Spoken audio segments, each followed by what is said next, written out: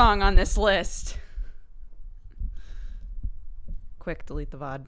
Quick, delete the VOD. I come upstairs going, wait, what? Also, this is on. So I took a quick glance through and apparently missed this, but I'm playing my top songs of 2020. Keep in mind, I only really use Spotify for streams. So I'm looking through and I'm like, okay, some retrograde. We got Genshin Impact music, Fall Guys music, right? And apparently slipped in there is Celebration by Kool and the Gang, which I do not recall listening to on purpose ever this year. Even Watson's mad. Whatever. Welcome to the stream. Hello, everybody. Welcome to Boxing Day DOOGER. Hi. Yes. Don't worry. Don't worry. I think it'll be okay. Don't worry, Watson. It'll be fine. Don't worry, Watson. It'll be fine. Why aren't you laying in your new bed? I get you a Christmas present and you don't even care? Unreal. Unreal, this cat. Look! I got them a giant bed. And they don't want it? That's fine. I don't care. That's fine. I don't care. I did survive Christmas. I did. It's huge. I know, because my cats like to squeeze together. So I was like, I'll get them like a bed for each other to snuggie up in my office. It'll be great. I'll put my blankie on there so it smells like me. Unreal. My cats don't like to sit in boxes. I know. They're weird. They don't like sitting in boxes. They don't sleep in boxes. We can have boxes all over the house and they will not be sitting in any of them. I'm a little curious and scared to see the finger. Okay, I think it's gotten built up a little bit, which is why I was like, it's small. It's just bloody. It's just, when you look at it, here, I'm about to show it. I know I already put a warning up, but just in case you want to like not see it. So yesterday, keep debating people. Yesterday, I was making mulled wine and using a peeler, and I might have peeled part of my finger off. So that's what happened. It was enough that Sam was able to pull it off of the peeler and hold it and look at it and hand it to me, which is real gross. But that's basically it. When you look at my finger full on, you can see it's rounded and then it's not. So yeah, I basically just lobbed off part of my finger. It hurt really fucking bad. I sobbed. I fainted. Sam was looking for a plaster for me, a Band-Aid for me. And of course, our sweet, beautiful daughter had played doctor so many times that we didn't have a normal Band-Aid in the house. So he was looking through and I was like... At one point, I foggily recall reaching over and just ripping everything out of the first aid kit. Was literally like sobbing and just like chucking and he was like, it's stop, please stop. Yeah. So I did not go to the hospital. No, because it didn't reach bone. It didn't cut into my nail. It's literally just a chunk of skin got lopped off. Right.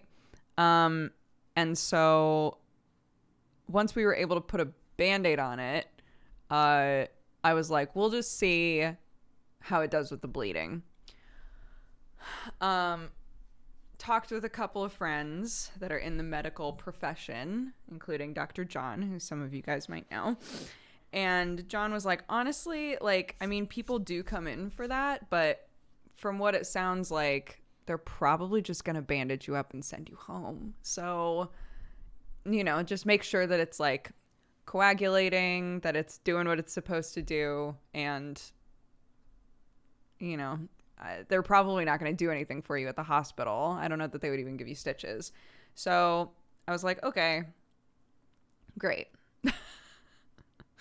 And clean. Well, that's one of the reasons I took the Band-Aid off at one point today, because I was like, well, it stopped bleeding. Great. It bled all day yesterday, but it stopped bleeding. So that's great. I took it off and cleaned it up as much as I could. Some of this blood is really hard to get. I know this is so gross.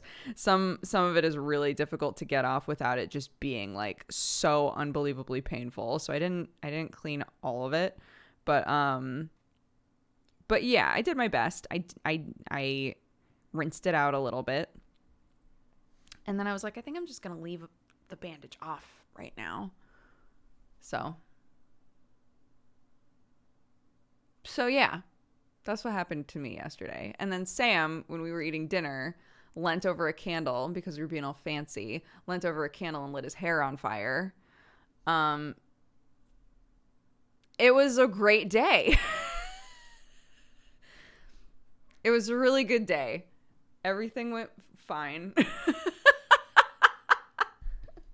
How much hair burned? Oh, not that much. So like Sam's hair and my hair are like similar length, which is very funny. Sam's hair and my hair are similar length right now. I would say his like started off about this long and it sizzled up to here. But it wasn't, he has so much hair. He has really thick hair. You cannot even tell. But when you look at it, you can tell which ones have like the crispy ends. Oh, it's very weird. It was a very weird day.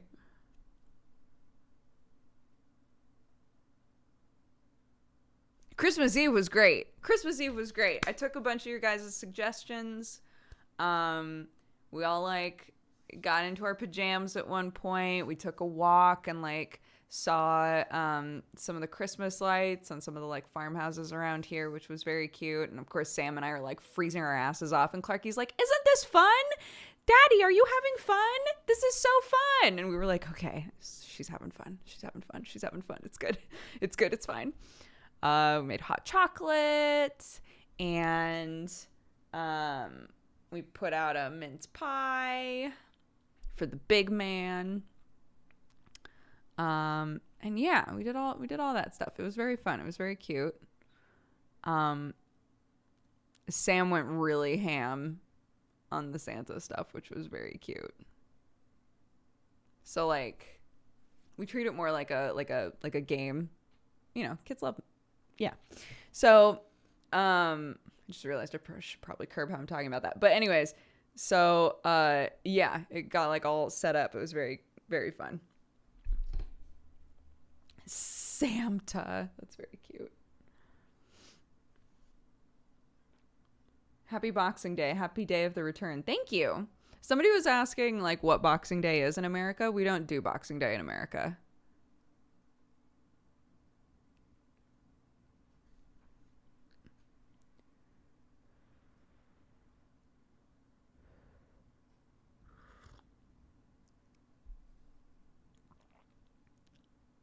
Oh my God, we did forget to put out porridge. That's why. Oh my God. We forgot to put out the porridge for our Tomta. That's why. That's why everything happened yesterday. It all makes sense now. As Gary, thank you very much for all the gifted subs. That's so sweet. Thank you. Thank you. If you were gifted a sub, they gifted 10 subs. Be sure to take the time to say thank you.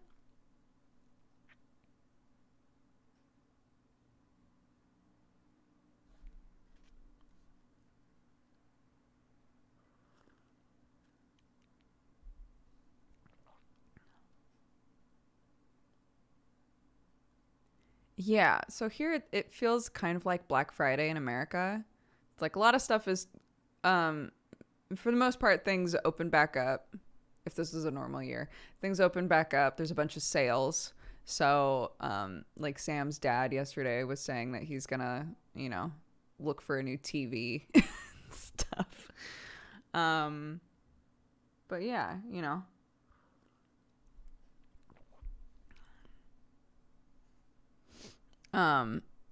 On a normal year, so Christmas Eve happens, and then Christmas Day, everybody comes over to Sam's mom's house and has a bunch of food, right? So we just eat all day and do a quiz. And sorry, I just missed it. And then today would normally be the day that's like, okay, now we're all gonna like friends are gonna come over, grandparents are gonna come over, and everybody's just gonna like drink a lot and maybe like go into town. That's typically what Boxing Day winds up being. So it's literally like 2 days of partying technically. One day is a bit looser and the other day is a bit more structured.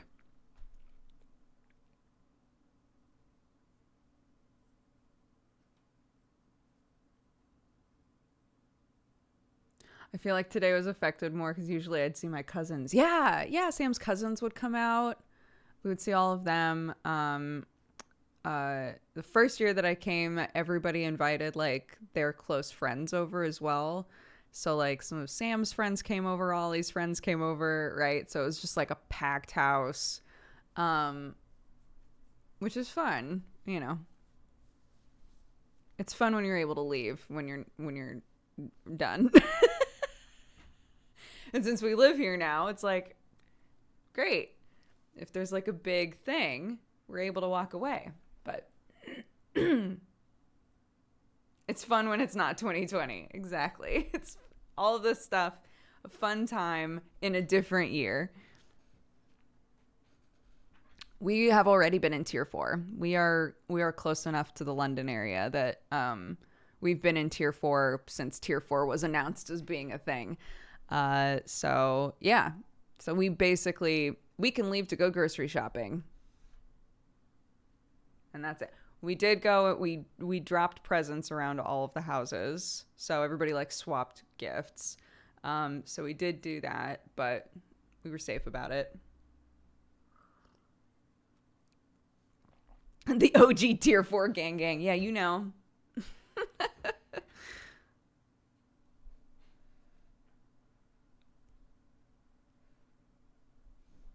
How's the new house? I love it. I adore this house. It's an old farmhouse. It's been modernized a bit. It's a great house for me. If we could pick this house up and put it on like an acre of land, I would be like,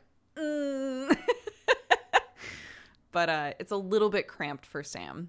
I did ask him point blank finally, and he said, it's a little tight for me. So we told our families that we're expecting. Congratulations. Oh, me and my friends did Secret Santa and we opened our gifts on Discord. It was fun. Oh, that's so sweet. An acre of land. Are you royalty? That's fair. In England, an acre of land is insane. I grew up on 80 acres of land. So 1 acre of land sounds like it makes sense to me.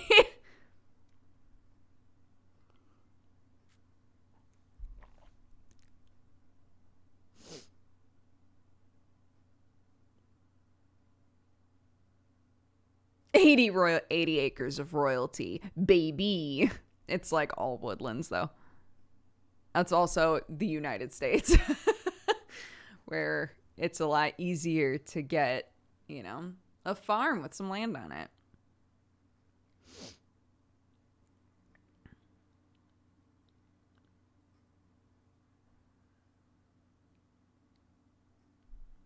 Anybody else stuffing themselves silly with sweets and leftovers today? We have a lot of sweets in the house. That was a mistake. Sam was like, we need, more than anything, we need snacks in this house for Christmas, right? Christmas Eve. So I said that my plans, right, were to watch second season of Mandalorian. That was like what we wanted to do. We got 1 episode in, unfortunately, because Sam had not finished season 1, which I completely forgot about. So we had to finish season 1, which it was fun to rewatch those episodes. We finished the rest of season 1, and we started season 2, but we haven't gotten very far into it. Anyways, this is all to say, we like put Clark down to bed, and we just like curled up on the couch, and we just watched some TV and ate snacks and stuff. And at one point, Sam was like, "Isn't it nice that once a year we can do this?" And I was like, we could do this more often than once a year. For anyone that isn't here super often, Sam and I are very ships in the night because we have a toddler. We both work from home. So our schedule is basically like, I get up in the morning, I'm with Clark, and then I give Clark to him and I start working. And then when I'm done working, we put her to bed, and then he starts working and he works, and then we're asleep, right? So we don't spend a whole lot of like quality time, the two of us. And we were on Christmas Eve, we were just sitting there, just literally just watching TV and eating snacks. And we were both like, this is so nice. This is great. Wow, what a nice night.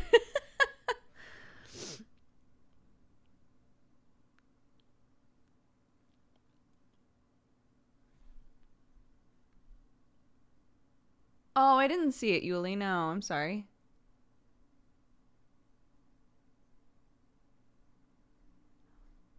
Oh, that's so sweet. Ines says, this is for my best friend who knows I've been suffering from night terrors for a few months now. They gifted me a dream catcher that they handmade, and I almost broke down because of how thoughtful it was. What a sweet gift.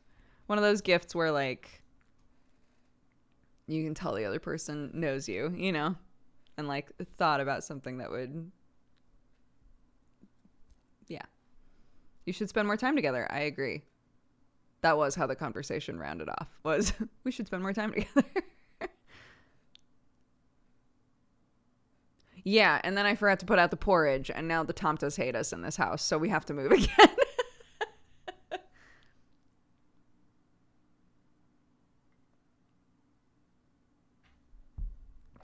How's Sam's hair? It's fine. There's a bit of the, I was explaining, there's like, so say that his hair is about this long, right? He's got pretty long hair, my husband. So say that it's about this long. It burned up to about here, but he's got a ton of hair, so it's actually hard to tell where it burned. But when you really look, you can see that there's some that just the ends are like sizzled, you know?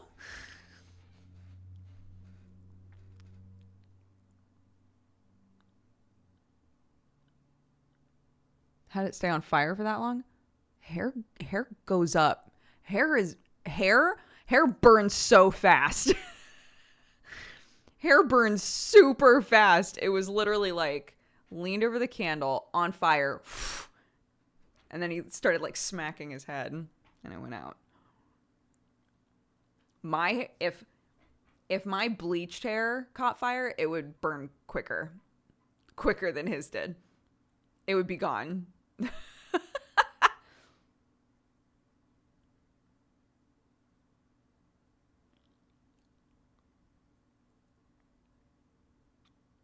That would be amazing, Yuli. Absolutely. I would love that. We don't have like a PO box or anything right now though. So who caught fire? My husband, Sam. We were having Christmas dinner and he leaned over a candle and his hair caught fire. This is one of those situations where at the time I was like, ah! But now it's so funny. Like, what the fuck? And of course we both tweeted about our separate accidents, right? And so people were like, it's all up to Clark now. It's all up to Clark. Clark's the only one holding that fucking house together.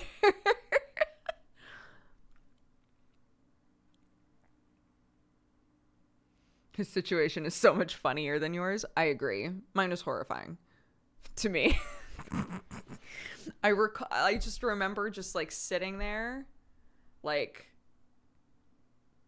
with blood everywhere, looking out the window while Sam was looking for a bandage, and I felt myself like start to do this, and I passed out. Here's what's crazy is I passed out and came to quick enough to safely land. So it was like I passed out for like a split second and was able to wake up in time to like not hurt myself. Because Sam was like, if you had actually passed out all the way and smashed your head, like Christmas would have been done. We would have been done for Christmas. You would have 100% been in the hospital. It would have been awful.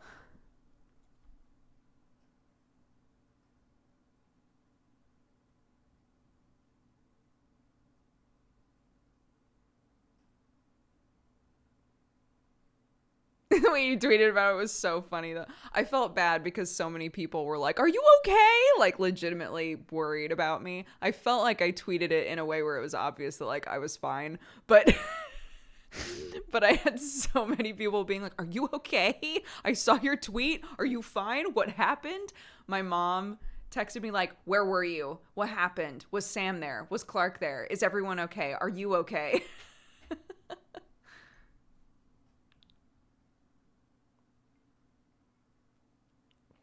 My favorite reply to your tweet was, "Ah, lol." Yeah, my friend Nick. Nick, ah. Oh my gosh. Yeah. Oh, I'm not sure where my phone is, but I have a picture of like, once we were told, just gauze it up and wrap it.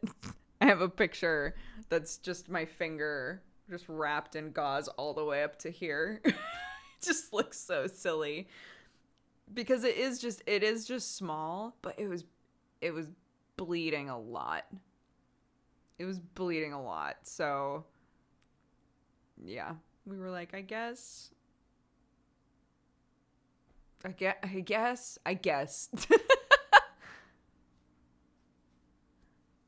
want to give solidarity to a fellow chopped finger and fainted streamer.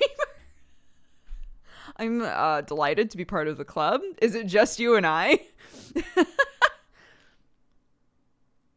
Fingers and face bleed a lot. Yeah, when I did this, that bled a ton. And this bled a ton. I'm going for all the good spots, I guess.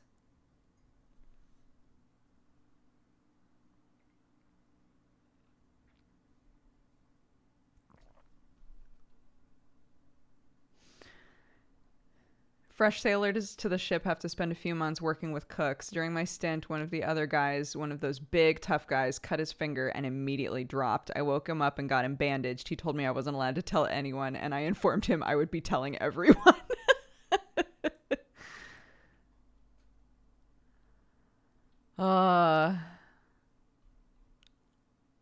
Yeah, it's weird. So like the reason that I fainted was it's not a blood thing. I have no problems with blood.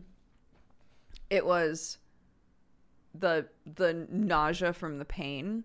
And then when I looked at it and saw that there was just like a big dip in my finger that wasn't supposed to be there, it made me super lightheaded and I just crashed.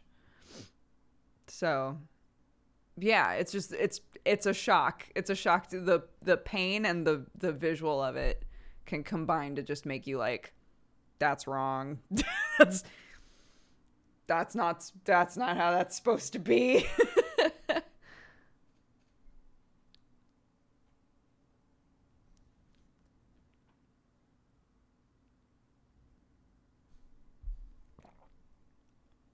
I fainted twice in my life. Once was from a nicked finger. Yeah.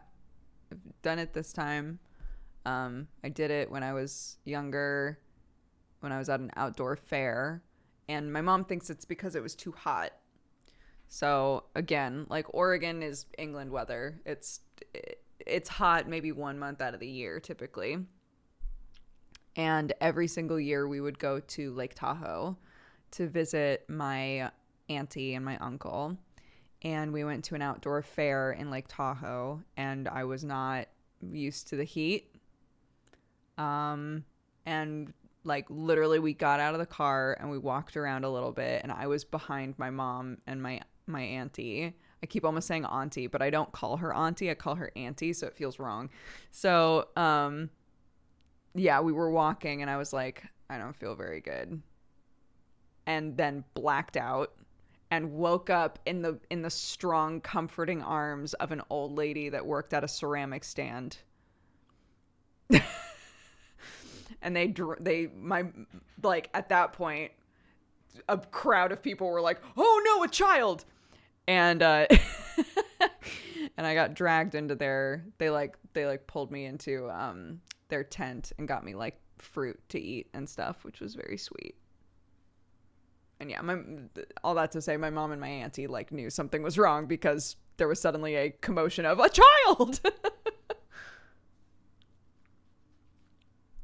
So yeah.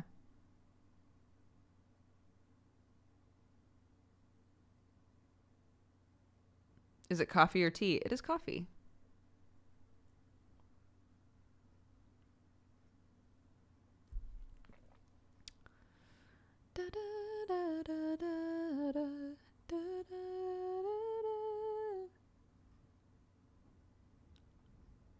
The moment where mom goes, "Please not mine, please not mine." I'm sure my mom was horrified. But again, thank goodness someone caught me and that they were lovely and were like, "We'll bring her into our tent, we'll give her water, we'll give her fruit," you know.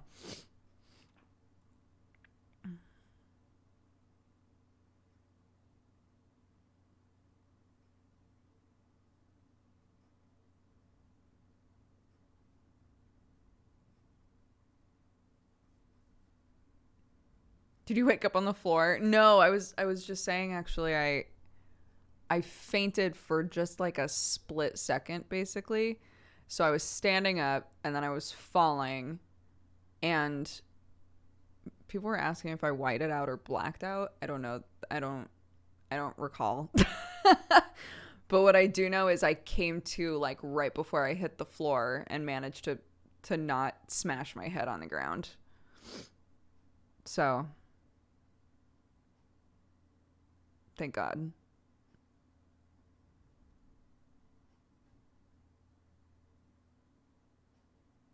But yeah, it was an eventful Christmas. It was a lovely Christmas Eve, an eventful Christmas Day. And now it's Boxing Day, which I still don't know what it is. But again, on a normal year in Sam's family is when his mom's house is packed with people and everybody drinks a lot. So will the chunk grow back? The chunk of my finger? I don't know. But again, like, it's not like, yeah, there's a weird angle to it. But if it healed in a way where it was just this for the rest of my life, I would be fine with that. Like, this is a good look for me, I think. I think that's an all right look for me. To have one finger that's at like this weird harsh angle.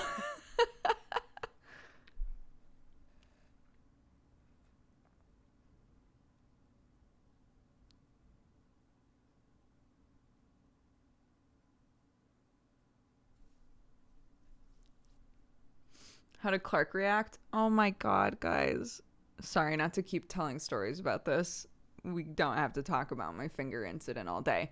But to answer that question, Clark was so sweet.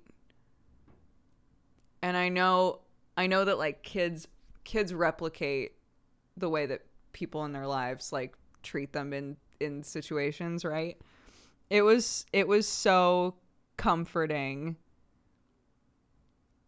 because I like fell, right? And I was sitting on the ground and I was bleeding and I was crying. And Clark was like, "Mommy, are you crying? It's okay. You're okay." And was like hugging me. I was like, "You're going to be okay. Do you feel okay, Mommy?" And I was like, "Oh my God, you're so sweet." It made me cry more. She's like, "You're going to be okay, Mommy. You're okay." It was so sweet. Remembering it makes me want to cry again. It was so cute. No, she didn't panic at all. She didn't panic. She didn't cry. No, she literally just came over and hugged me and was like, "Did you hurt yourself?" And I was like, "Yeah, I hurt myself really bad, baby." And she was like, "It's okay. It's okay."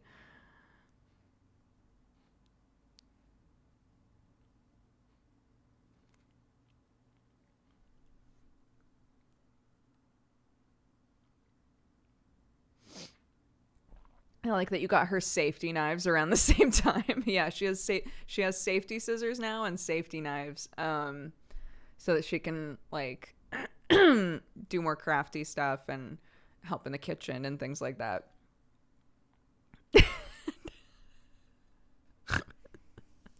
Yeah, to immediately cut myself. And that's why you always use a safety knife. What is a safety knife? A safety knife is essentially, they are plastic knives, for the kitchen that will cut most things that you would need to cut. So she'll be able to chop stuff, but it would be almost impossible to cut yourself with it. It's just a piece of plastic that comes to a dull point, basically. So with like the pressure from the kid and like the amount of like sharpness that's there, she'll be able to chop things and like help me with cutting, which she's extremely interested in. And so I keep giving her like butter knives, which she has a lot of trouble doing anything with. So, yeah, apparently they use safety knives and safety scissors in preschool, so she's used to them. So I was like, okay, yeah. I mean, it's not like I'm ever going to leave her alone with them, right? So sure, I'll get her some safety knives.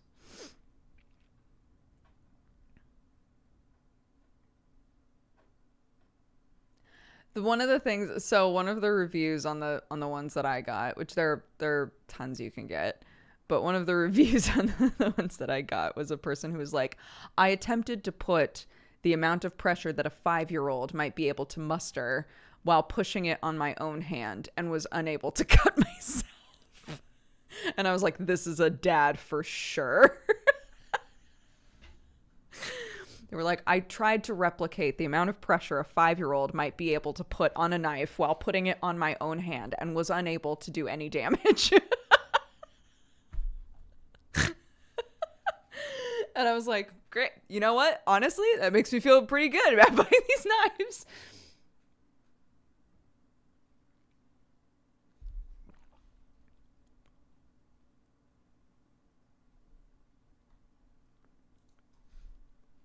Right? A very helpful review.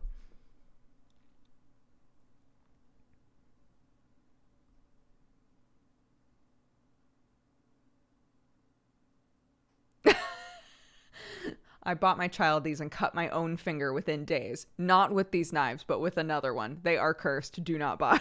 0 out of 10.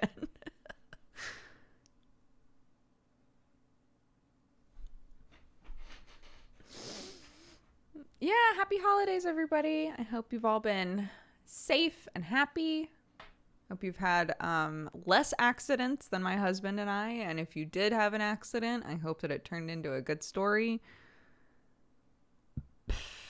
Like ours, like both of ours will 100% be good stories next year. Remember when your hair caught fire and I cut part of my finger off? Do you remember that?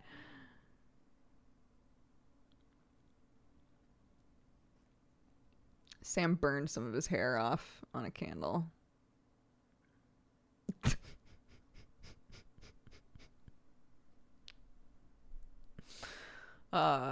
He really liked his gifts though. Oh, I was so happy. He really liked his gifts though.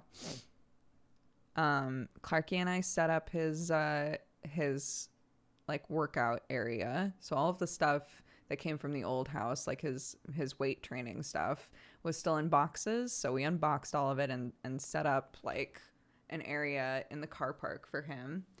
And then and then I got him a mini fridge and a book that's like a mini. So the idea here, right, is that I think it'll be a lot easier for Sam because Sam doesn't take as many breaks as he should. It'll be a lot easier for him to make like better choices about what he eats if he's got a mini fridge right next to where he works. And so I also got him a book that's like a meal prep book. So I was like, we can take time and meal prep a bunch of stuff. And that way, when it's the middle of the night and you're hungry, instead of ordering a pizza, you'll have stuff literally in the fridge right there that you can eat. So he was pretty jazzed about that, which I was very excited for. Oh, I'm glad.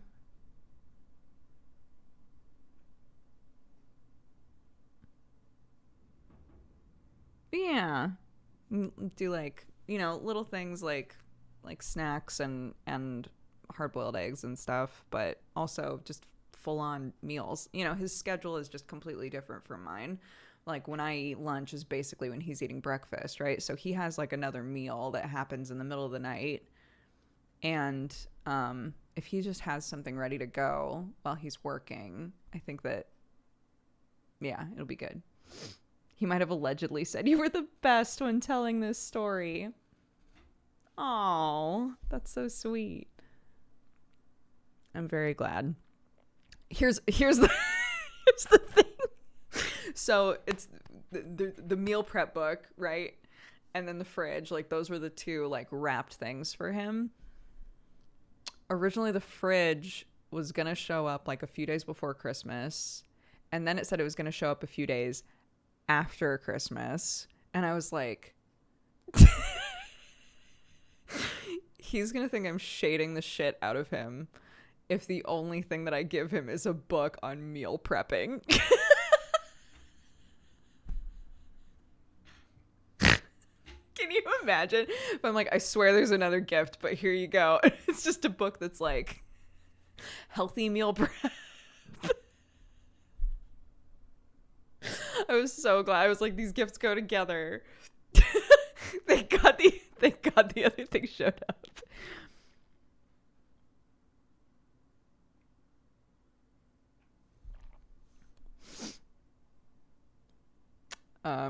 Yeah.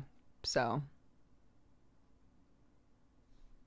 he was talking about changing his schedule next year. I think he would be happier. He can hear me, so I'm gonna say I think he would be a lot happier if he adjusted his schedule.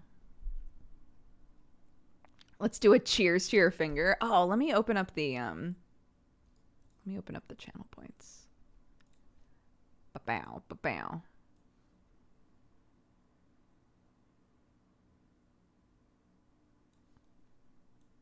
I don't know what all of so Sam got me 3 things. One of them hasn't shown up, and I'm not sure what it is. But he got me some good smelly stuff, which is always a winner. And he got me he got me like a it's really pretty, actually. It's like about this big, and it's an essential oil diffuser.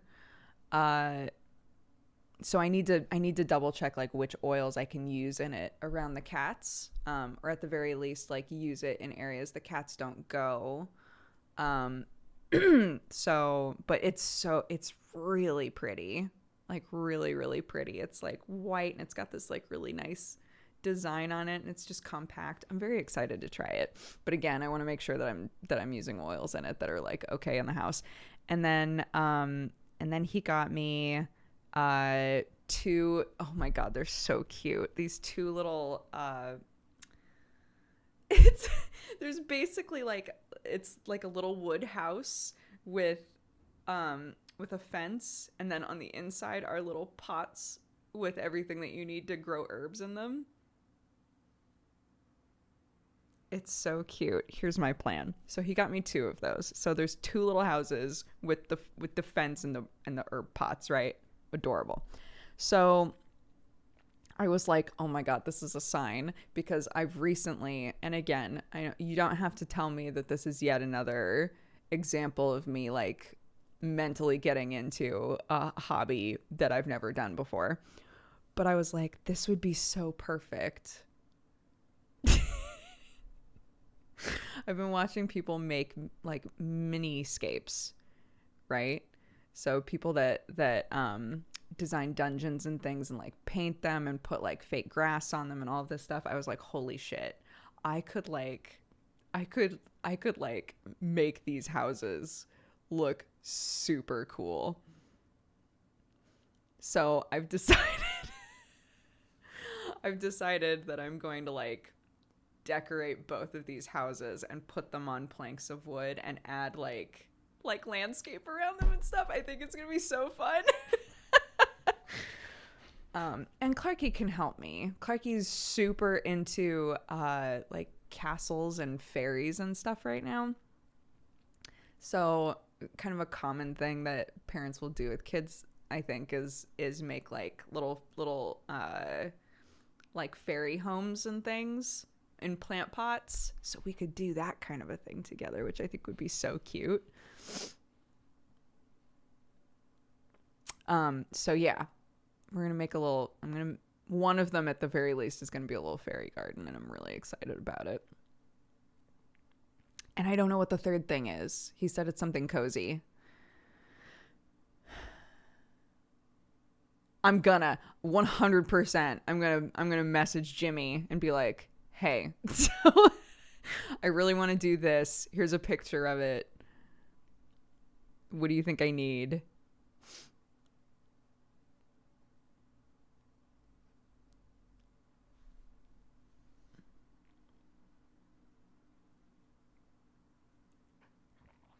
Did we see the finger yet? Yeah, John, it's not that bad.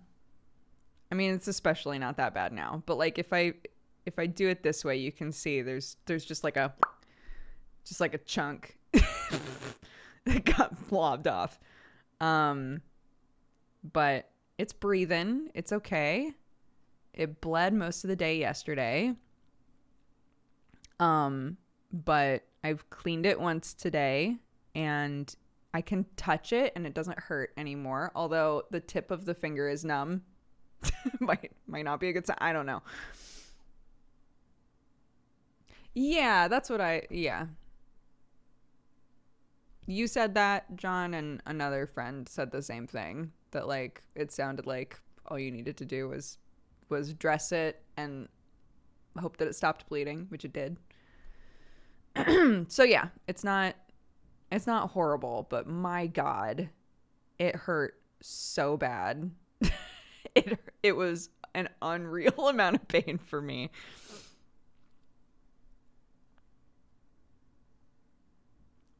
Yeah, well, I need to get, because it's probably going to take a hot minute for this to feel okay in any kind of water. You know, it hurts so bad to try and clean it. So I think I just generally need to get gloves, because there's just too much stuff around the house that I can't do right now.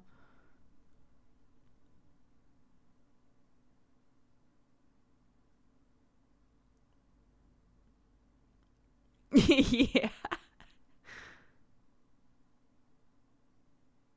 A single finger mitten.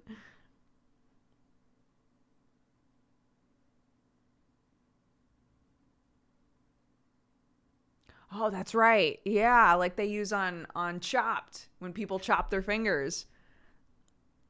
Get those tubes that you put on your fingy and just keep on going. Oh my God. It's never fun hurting your WASDs. These are my WASDs, that's true. No, second time fainting. But yeah.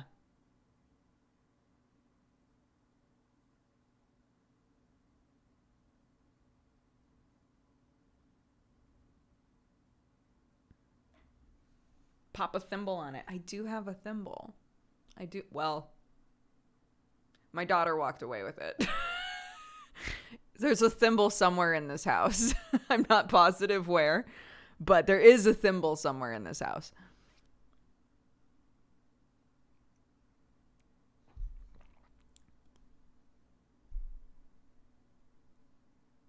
You had a thimble. No!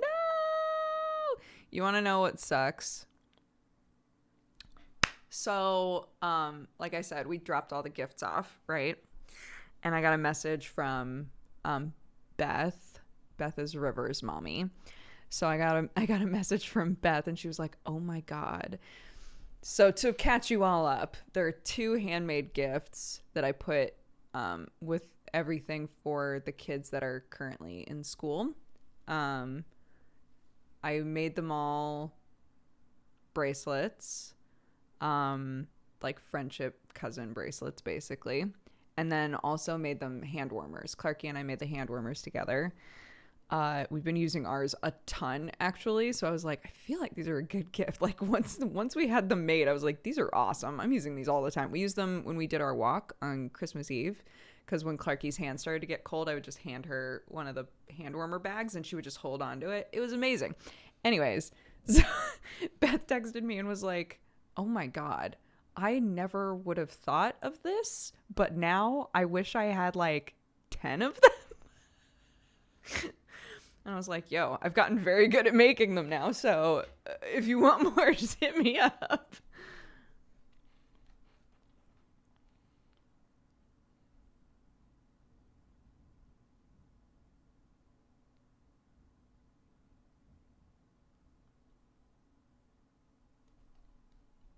What is a hand warmer? I don't think I have any in here, but essentially it's like cotton rounds. I mean, you can make them as big or as small as you want. I made them about this big because the oldest kid that was getting one is 8 or 9 years old. So they needed to go into small pockets, basically. But yeah, they're cotton rounds that you sew together in a pocket, and then you fill the pocket with rice. And then what you can do is like flick or spritz water on it and then put it in the microwave. These ones, since they're small, it took like 10 to 20 seconds. And they get real hot. And then if you're out in the cold and your hands are cold, you can put your hands in your pockets and you got these hot little bags in there. People were saying that that they had something similar that they would put into their gloves before going outside. So say you doing other stuff, you can like make these little things and then pop them in your gloves, and it'll heat up your gloves while you're like getting ready to go. I was thinking to myself, like, holy shit, I should do that with socks. Oh my God. If I'm like really cold, could just like pop them into some socks, and then we put the socks on, they're all hot. Ooh, baby. So yeah. Wouldn't it wet the pockets? No. The act of microwaving them, it's the tiniest bit of water. It's just to make sure that you don't like basically overcook the uncooked rice, right? You don't want it to like burn or catch fire. So it's just like an itty bitty amount of water on these things, and it evaporates.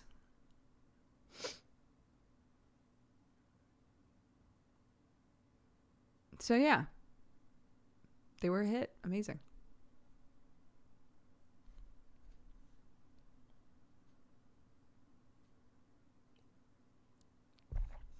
I'm not missing a finger, guys. I'm missing a corner of my finger. How long does it hold the heat? So how long were we on our walk? So I put ours in for 25 seconds. So they were fucking hot. They were piping hot. So I like pulled them out and immediately threw them in my pockets.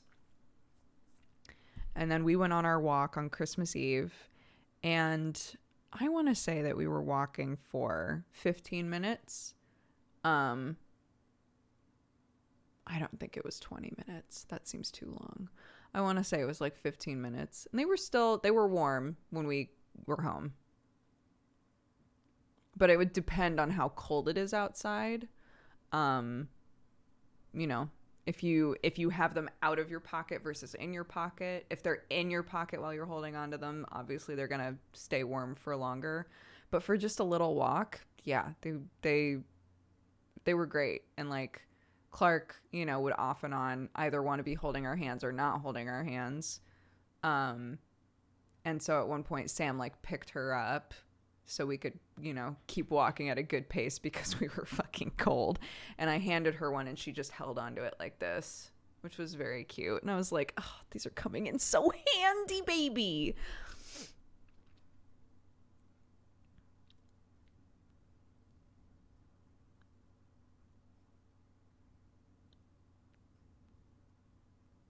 But yeah.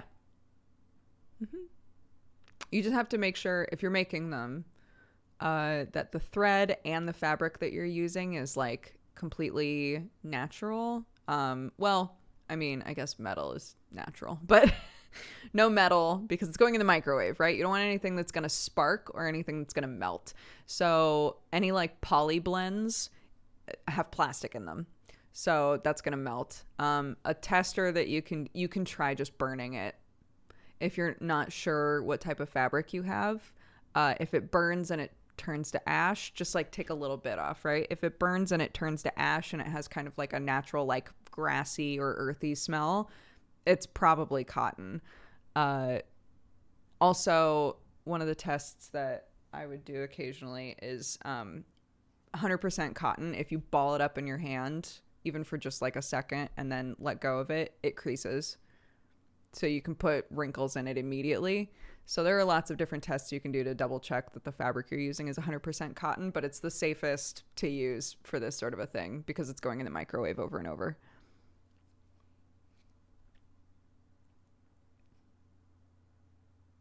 Do you think you'll be playing Omori at some point? Yeah, when does that come out again? There's a release date now, right?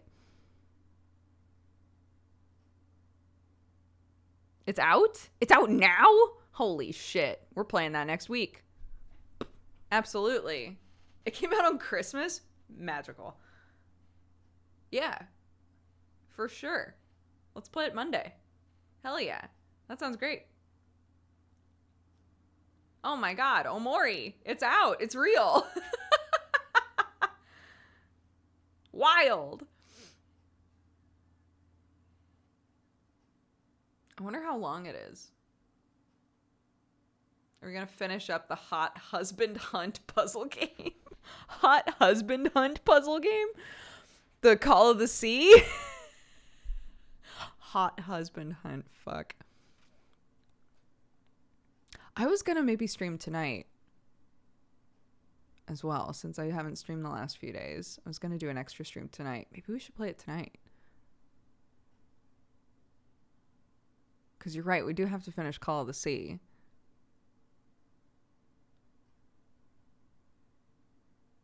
No, there's no D&D tonight. We have no misdemeanor. No misdemeanor.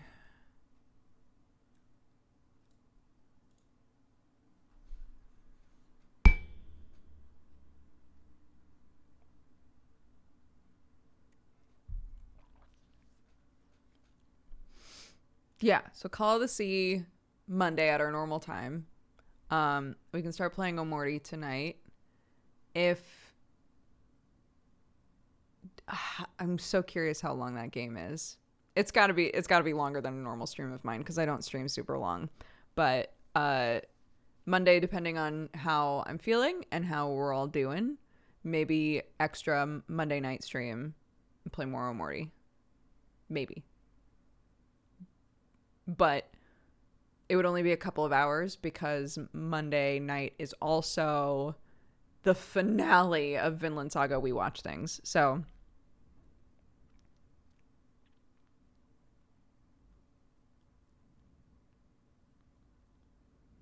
did the kitties get gifts? I got them this chunkus. It's really cute. I put a blankie on there that smells like me, but it's very cute all on its own. Look at this shit. Adorable. Adorable.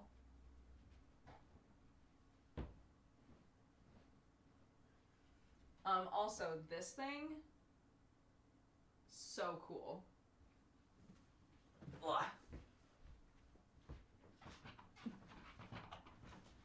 I actually haven't opened this one. We opened Sam's and I did not open mine.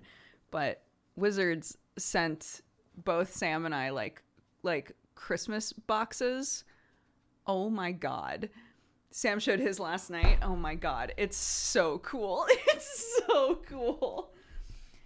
It says, "Dear fellow adventurer, 'twas the week before midwinter, and all through the house a D20 was rolled in the game we espouse. Please accept these tokens of thanks for your endless goodwill, including a tumbler and crystals and coffee to swill. 2020 had advantage. What's up with this year? Let's ring in the next with all of the cheer. Thank you for being a bright star in the Dungeons and Dragons community. Sincerely, the D&D team at Wizards." Very cute. So, this is a red D20 with Swarovski crystals in it.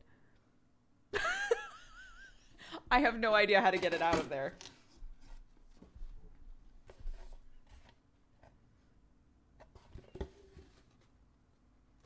Oh, here we go. I'll show you with my not bloody hand. Isn't that pretty?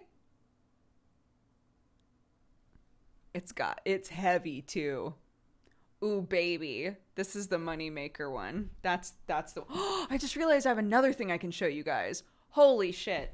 Anyways, we'll finish opening this and then I have another thing to show you guys that came in the mail that I'm really excited about. Hold on. Oh, it's so heavy. I love it. 8.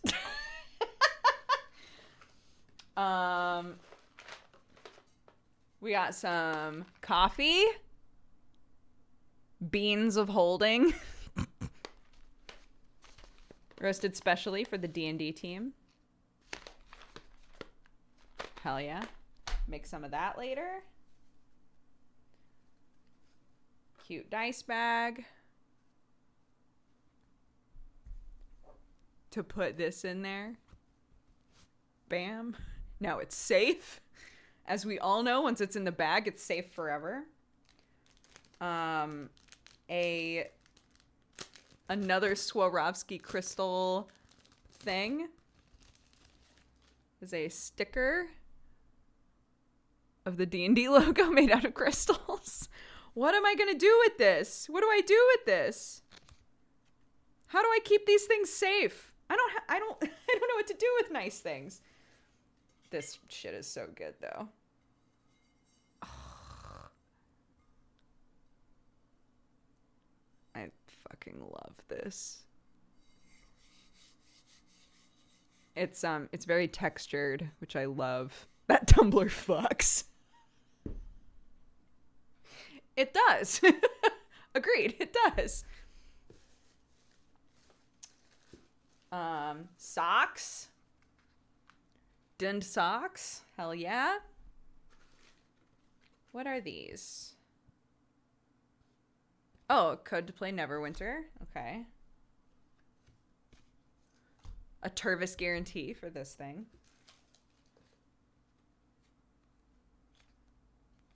A thing about crystals.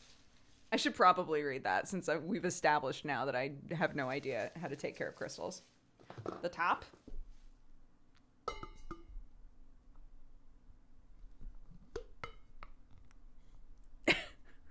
Too weak. Oh, Tasha's Cauldron is in here. I'm glad I didn't buy it. That came out wrong. I was literally about to buy it and I didn't. Tasha's Cauldron, sick.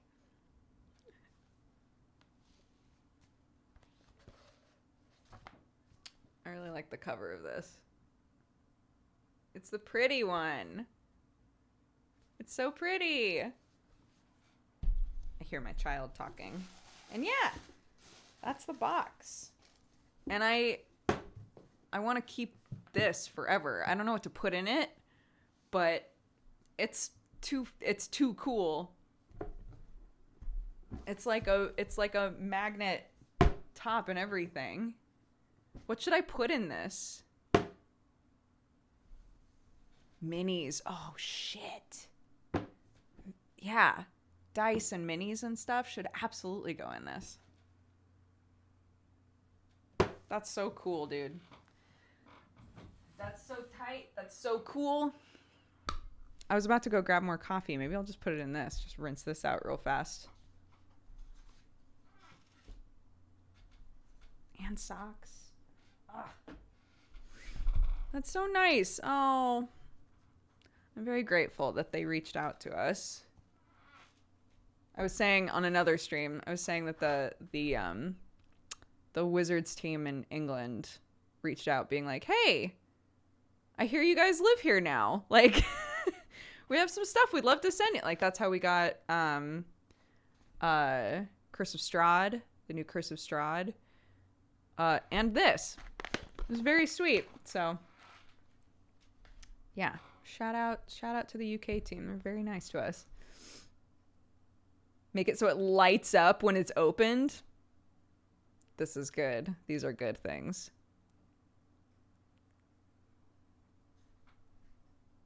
Whoa, what the fuck?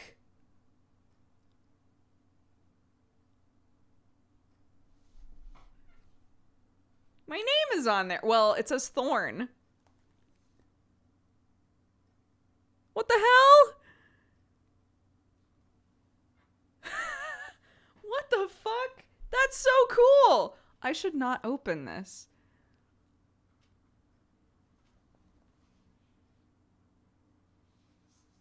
What the fuck? It was Sam's box? No. I mean, we both have the same last name.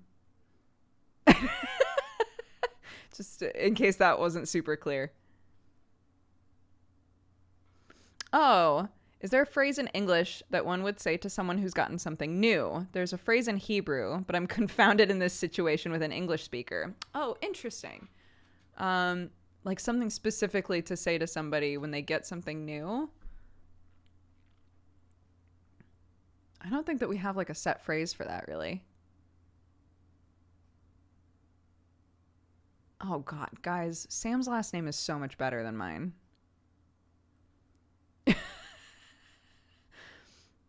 Of course I took his last name. Absolutely. 100%.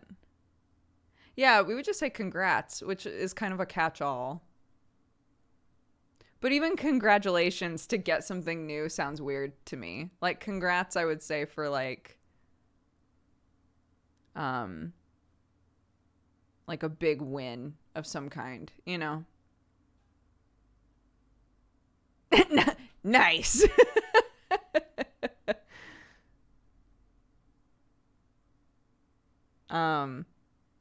Yeah. My last name, my last name before I got married was Lawson. Which there's nothing wrong with Lawson. I just find it very boring. And Sam's last name is Thorn, which is so cool. Which is just tight. And my first name is Brooke. It just makes my whole name very earthy, which I like. So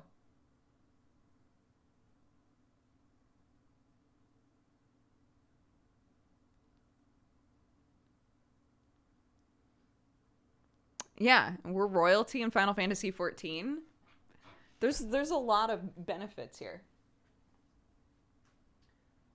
That is so cool. Oh my god.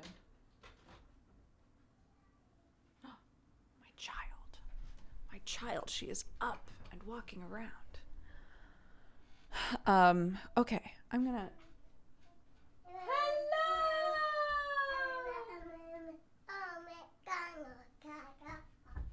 E-I-E-I-O.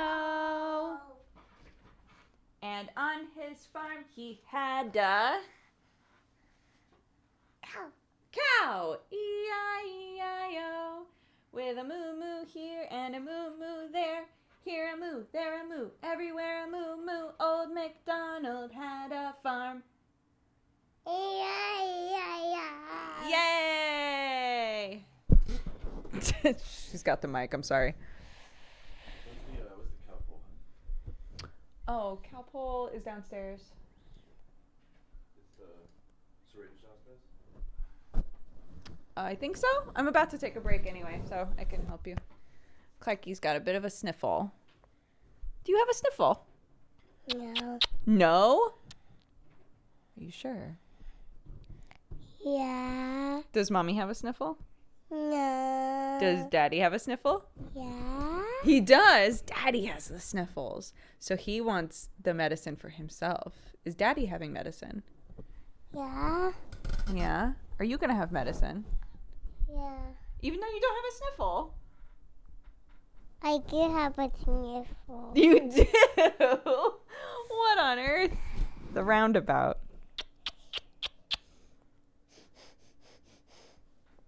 Crikey, can you scrunch your nose with me?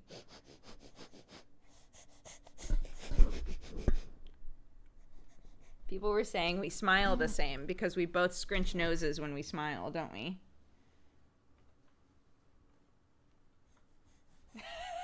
She's walking away going, shall I come help? Okay. I'm going to take a break. We're going to run some ads. I will be right back. I'm going to grab the other thing that I wanted to show you guys and maybe put some coffee in this. I'm very excited. Enjoy the music. BRB.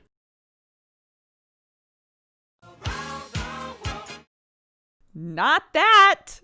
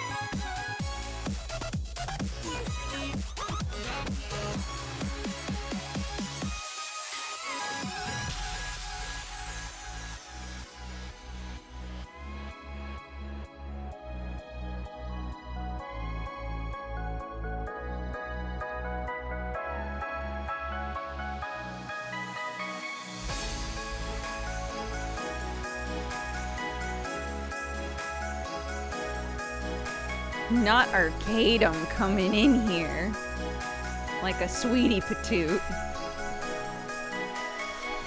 Hello, everybody. I'm back.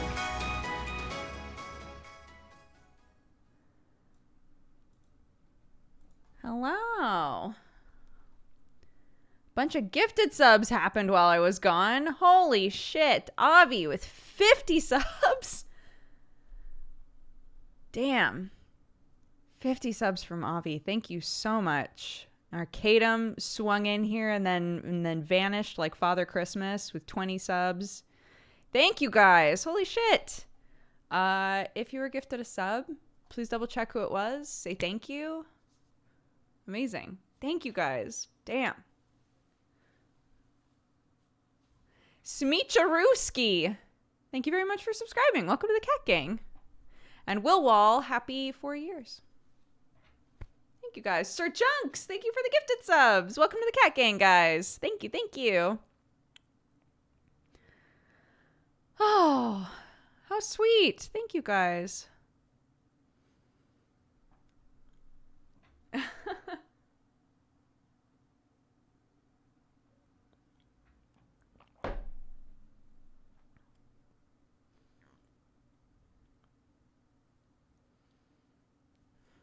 Oh, right. There's a big hole in these trousers. I was like, how come I can feel my foot, but on the other part of my foot, I can feel fabric? Because these are one of many pairs of trousers in my house where the heel has just vanished. What was the last song? The song that was just playing is called Valhalla by Xomu, X-O-M-U. And the one before that was the Genshin Impact theme.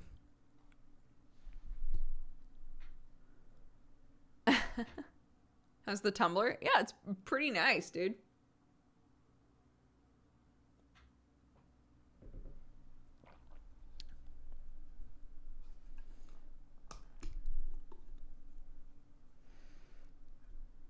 Some of this is acting silly. The lid doesn't I'm sure it's sealed. I'm sure it's fine, but it won't fully go down. So I keep pushing it down, going, please stay down.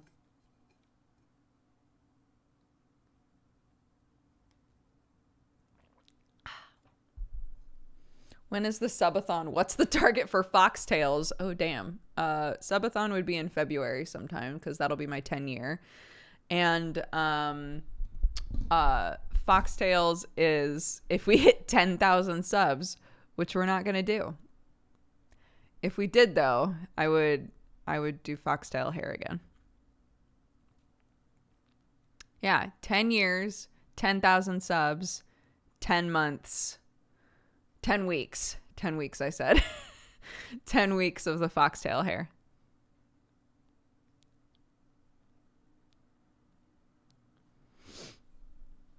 So, yeah, it's a ways off.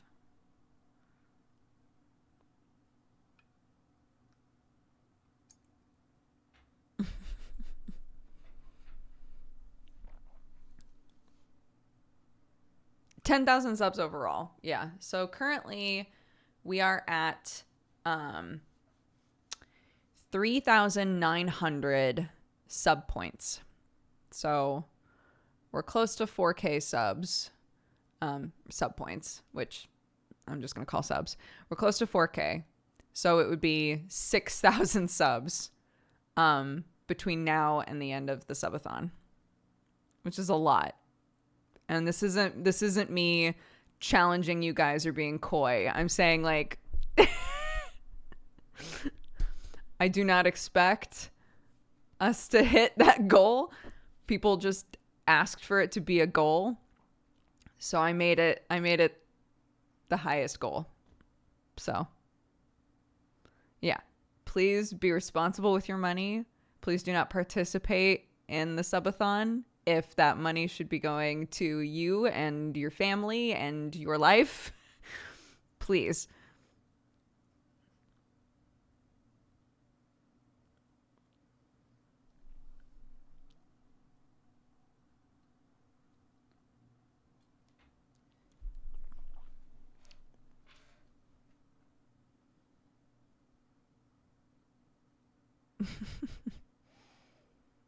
What if Foxtail is life? I just remember really hating trying to upkeep that hair. So, I mean, there's a reason that I never did it again, right? But I would, look, for 10K subs, I would do the full look. It would be bangs, fluffy hair that comes down to like here, fluffy hair down to here in layers with the foxtails. I would do it. I'll do it again. The whole thing. I'm not going to skimp on that. 10K is an insane number of subs. I'm not going to skimp, right? I will do the full on. It would be up to y'all what color this hair would be, but it would be white foxtails in the front. All of this red or orange or whatever you want. Dodger with bangs. I had bangs for most of my YouTube career. I had bangs for most of my YouTube career. Thick ones too. Thick bangs.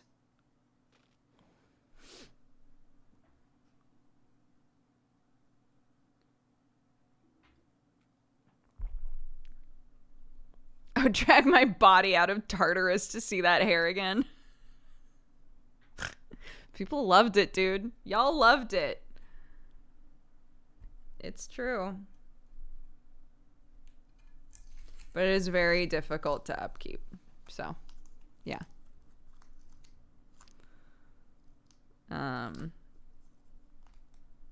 Yeah. How's the D&D come? It's great. Like I said, the texture on the outside, so nice. So nice. Love it.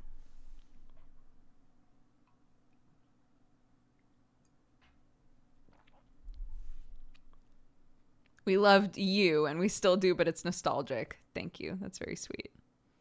Jesse would lose his shit. Yeah, probably.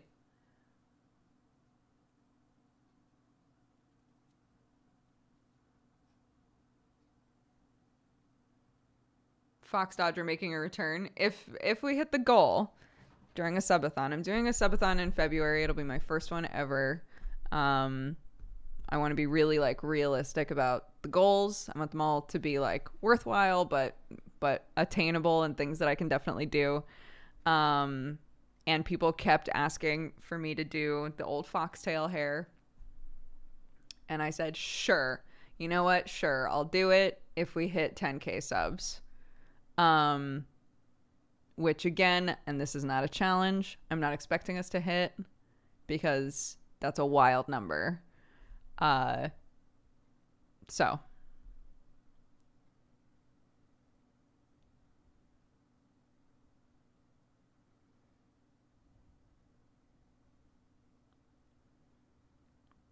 rob bank before February.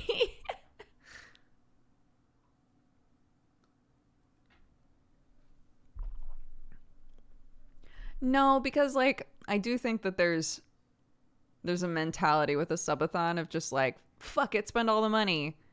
And I want there's no way to enforce it, but as much as I think a subathon will be really fun, especially for my 10-year, I just don't want anybody to overextend themselves just to be part of the like subbing part of the subathon.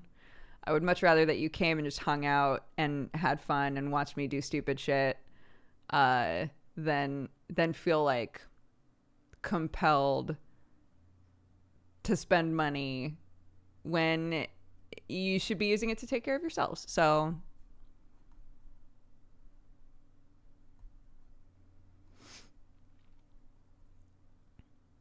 that's all. Could Clark get fox hair? No, I will not be bleaching my child's hair.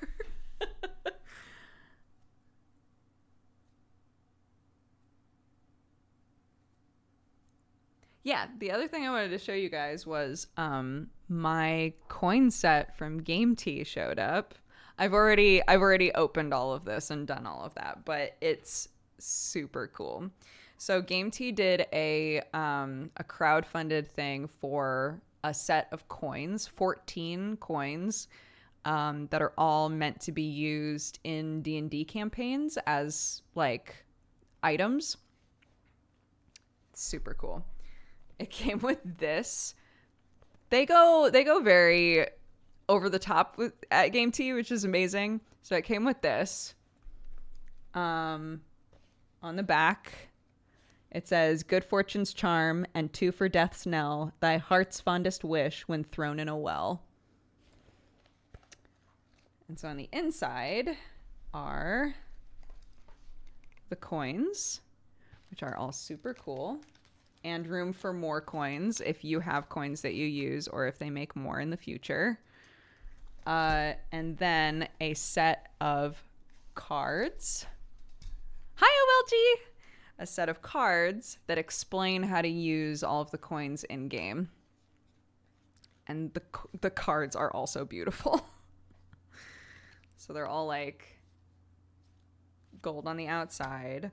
They have a picture of the coin and then a description of how it's used. So, for example, there's a coin that comes in 2 halves. This one. Clark saw this one and was like, "Mommy, it's broken." And I was like, "Oh, honey, it's meant to be that way." So it comes in 2 pieces that go together like this. They're basically like, it's like a friendship coin to make a face. On the back, it forms a heart. If you can see that. So this is called the Lover's Coin. And it says, it requires attunement by 2 creatures. It is a rare, wondrous item. This magical coin comes in 2 halves. Each half can be attuned to by a creature. While 2 creatures are attuned to each half, they gain these benefits. As an action, the bearer can sense the location of the other half of the coin, provided they are both on the same plane of existence. Whilst within 60 feet of one another, the owners of the 2 halves have a +2 bonus to saving throws, and the owners of the 2 halves have advantage on saving throws against being charmed. If charmed, the owner of one half will do no harm toward the owner of the other half. So it's all stuff like that. Some of them are like really like easily usable as items. Some of them I think you could definitely make use of just as a DM, as like an option at the table.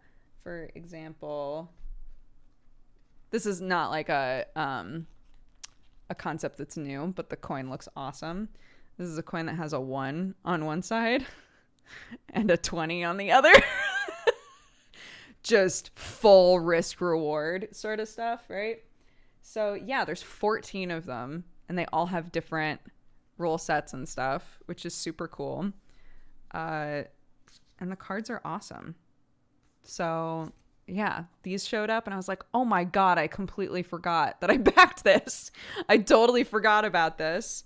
Yeah, and if you've never looked at the Gametee store, they're awesome. They do all kinds of really cool shit. I feel like it's more recent that they've been doing so much tabletop sort of themed stuff, but everything they make is super high quality. Yeah.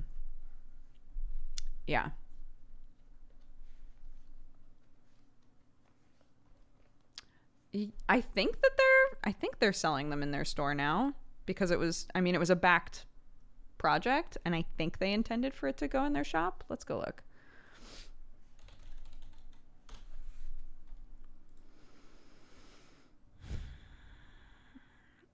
Oops. Accessories. Coins of Wonder. Yep. Yeah. They have 3 different notebooks. You can get all of the coins individually. Can you get all of the coins in one go? It looks like you have to get them individually now. They're expensive. They're really nice. So I think definitely if you were part of the crowdfund, it was the most bang for your buck. But they're beautiful. Is there a book bundle? See, that's what I'm wondering.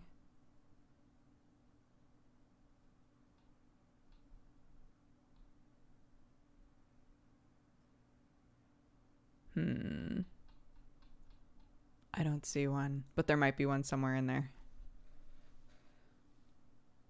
Yeah, gametee.co.uk is the website. They make all kinds of shit. They make some of Sam and my favorite shirts. Oh my God, AJ from there. Oh, that's right. This is also in there. This became Clark's for about a day. But technically it goes with this set. I think just so you can like read the cards more, but there might be, or read the coins, but one of the coins might be, one of the coins might use it somehow, and I just don't realize. What was I gonna say? I can't recall. Yeah, we just love theirs. Oh, I remember what I was gonna say. Holy shit. A long time ago, there's somewhere in this house, there is art that AJ, who's one of their like primary artists, I assume that she still works there, did a painting of Sam and I together with a note on the back that says every thorn for a rose, something like that, because again our last name is Thorn. It's very cute. Every rose has its thorn. One of those sorts of things. It's really cute. So we have that somewhere. That was forever ago. That was like when Sam and I first started dating.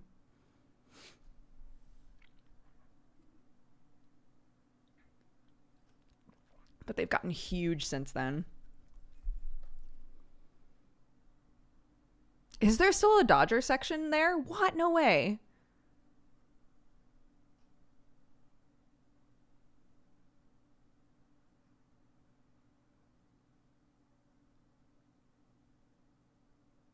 Oh yeah, there's AJ. Shop by artist, AJ. Yeah.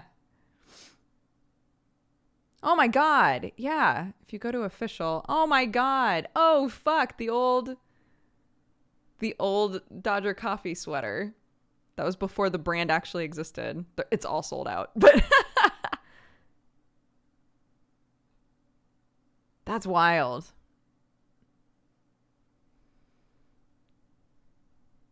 Is there still Jesse stuff here? Oh my God. Jesse stuff is so cool. They like went hard on the space butterfly theme. It's rad. Anyways. Yeah, all Jesse's stuff is still available on there if you want his stuff. It's all like space butterfly stuff. It's really cool.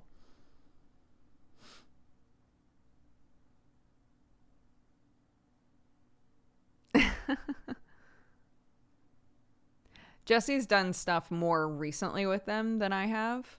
Around the time that Danny and I decided that we were gonna like go off on our own and start doing cat gang stuff in a big way. Yeah, I sort of distanced myself from other apparel lines just to keep it clean. But their stuff is amazing. Like the quality is great.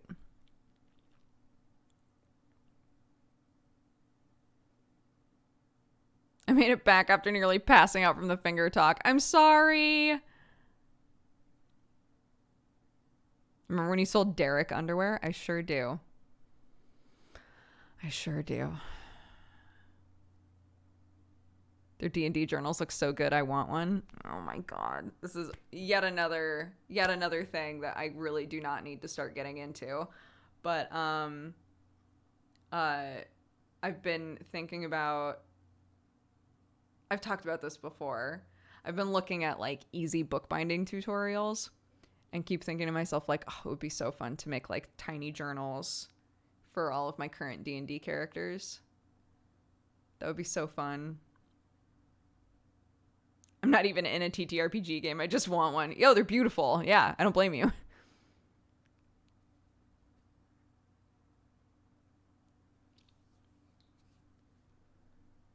I wonder if, so I learned how to do some like basic leather design stuff when I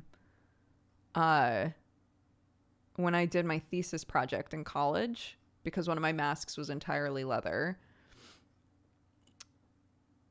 And part of me is like, oh, it would be really cool to do a cover on a book that had like a design pressed into it. But I would have to relearn all of that shit.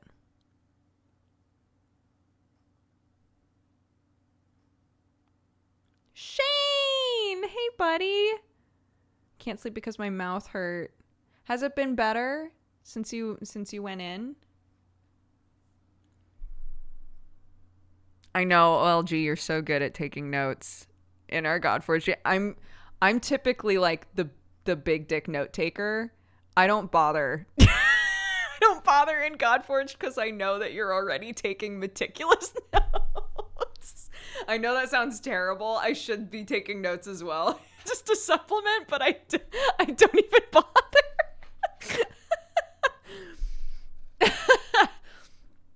OLG keeps track of all of our money, even individually, all of our money, descriptions of every character we meet and their names, like everything. And then we have like a dump channel in Joe's Discord that's like running tally of our current funds and everything. It's so much work. It's so much work. And I don't know how you do it all by hand. It's wild. Oh, Shane, I'm so sorry.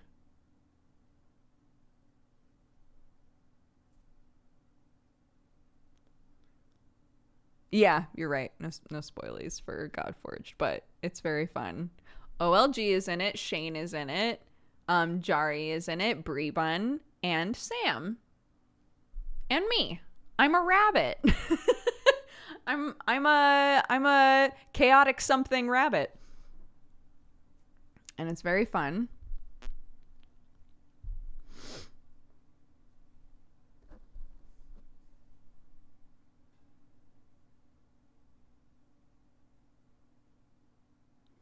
I know. If he was still here, I was gonna ask him about that. Arcadum like leant back in his chair and it just snapped in half. It looked, from the picture, it looked really similar to what happened to Sam. I was like, oh fuck, that is not fun. Hope your finger's okay. It's all right. It's, look away if seeing this before made you feel ill. It's not that bad. It's very small, but it is like bloody and an open wound. So this is your opportunity to look away. I'll let you know when it's gone again. Okay. So if you look at it from here, you can see where like the side of it is just lobbed off. I don't know why, but looking at it from this angle is so funny to me.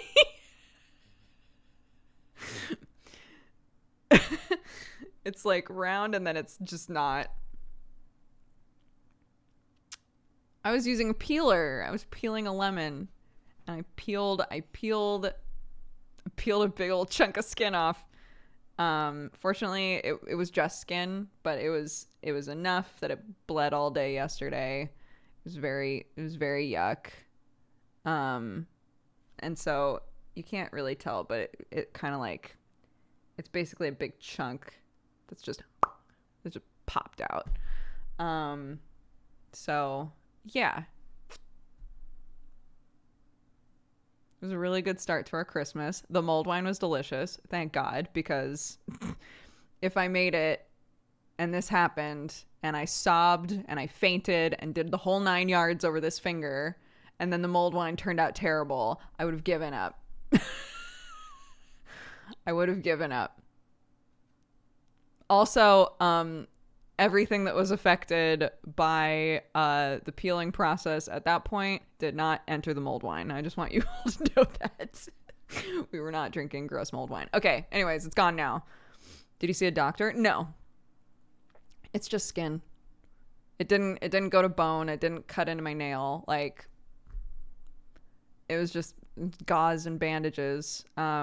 I saw recommendations from 2 different people that I know that are in the medical field, and they were both like, if it's fairly small, they probably would just bandage it and send you home. Like, it's not in a place where it would make sense to put stitches into it. I don't think. I am not a medical professional, but yeah. So it bled all day yesterday. It is no longer bleeding now, thank goodness. And so I'm letting it get some air. I can touch it and it doesn't really hurt, but the tip of my finger is totally numb. And then Sam lit his hair on fire. So yesterday was really good.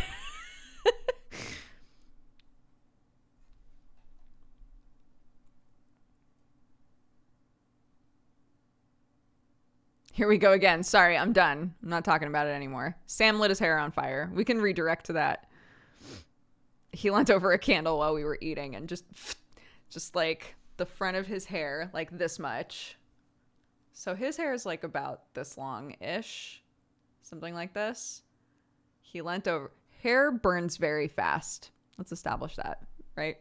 So leant over, his hair caught fire. It burned all the way up to here before he was able to put the fire out.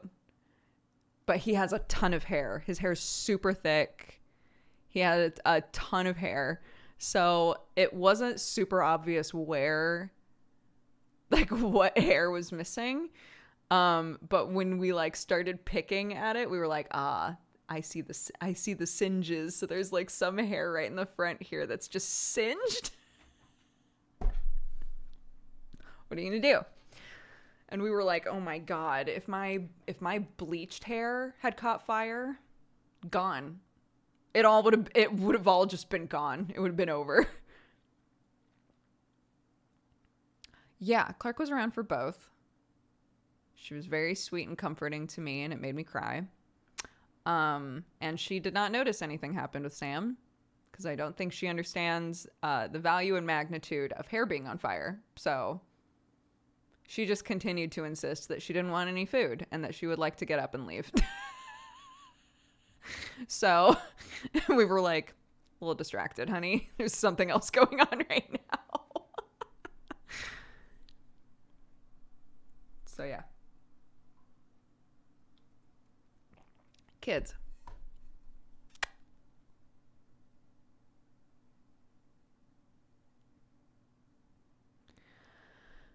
No. So breakfast. So Sam made Christmas breakfast. And it was awesome. He went really hard. He made a ton of food. It was delightful. His big mistake, and this is something that his mom typically does for Christmas breakfast, so he was just replicating it, is also at the table were biscuits. Right? Anybody who has a hot drink, they have biscuits to eat it with along with the other food. Clark is a toddler, and so when we started eating, she just kept eating biscuits. And I was like, we need to move the biscuits. And Sam kept doing it's Christmas. Just let her eat whatever she wants. And I was like, okay, but I get the feeling this is gonna have a ripple effect throughout the day. And when we sat down to eat, we gave her a big old plate of food, and she insisted she didn't want any of it, and she was not hungry. And the second that we were done eating and we all got down and started moving around, she was like, can I have dessert? No. Me, the dickhead parent, no. You didn't eat any of your dinner, so no, I don't think you're getting any dessert. You insisted you were not hungry, which means you are also not hungry for sweeties or cake or anything else that could have been an option. And she's like, Mommy, I have to poop and then I can have a chocolate. And I was like, God damn it. Like, this is the way, right? This is the established thing that we've been doing for a while here, Mom. Is if I go potty, I get a treat. So I'm going to go potty and then we're going to sort this shit out, correct? Unreal. Brain too big, too smart, too furious. So yeah, we made a deal, as we do in this house. We made a deal, and I was like, okay, you go potty, you come back, you eat a few pieces of carrot, you eat some peas, and then we can all eat a dessert together. She went potty, she came back. I had just a little bit of veggies for her, like, eat some of these, and you and I, we're gonna be good to go. And she ate half of a carrot and was like, like, no. No. That ain't enough. She ate it all. That's how much that she really wanted to have a snack. And then later she ate, like, basically an adult's amount of peanuts. Like, well, she got a lot of protein, and she got a lot of protein. She ate some carrots. She ate some peas. I can live with this. I can live with putting her to bed with that. That's fine.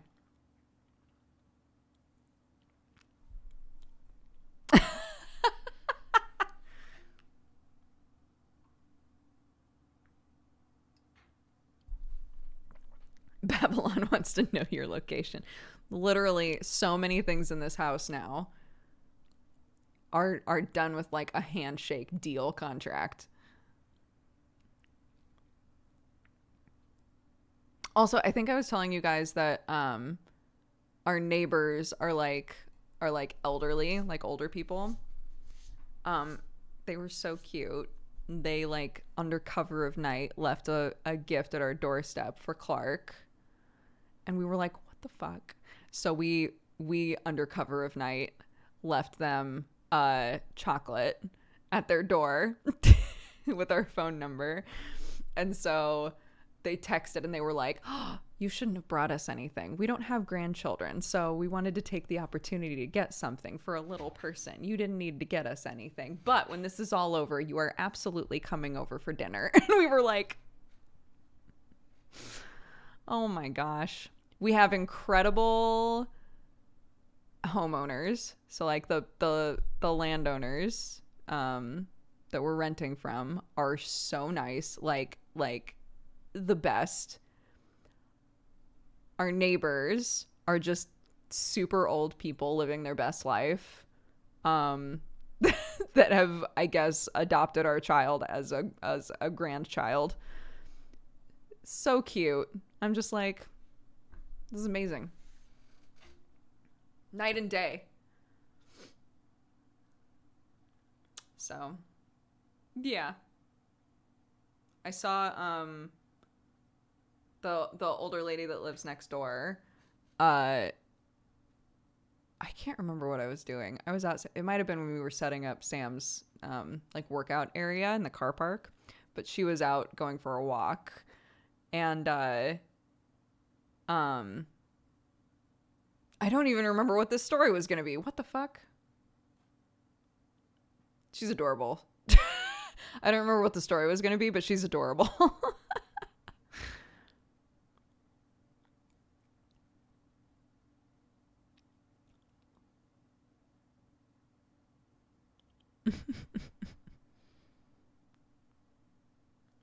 Sam was very impressed on his chat when he told them that. Oh, about the weights and everything. Yeah. It honestly, it's not that bad. The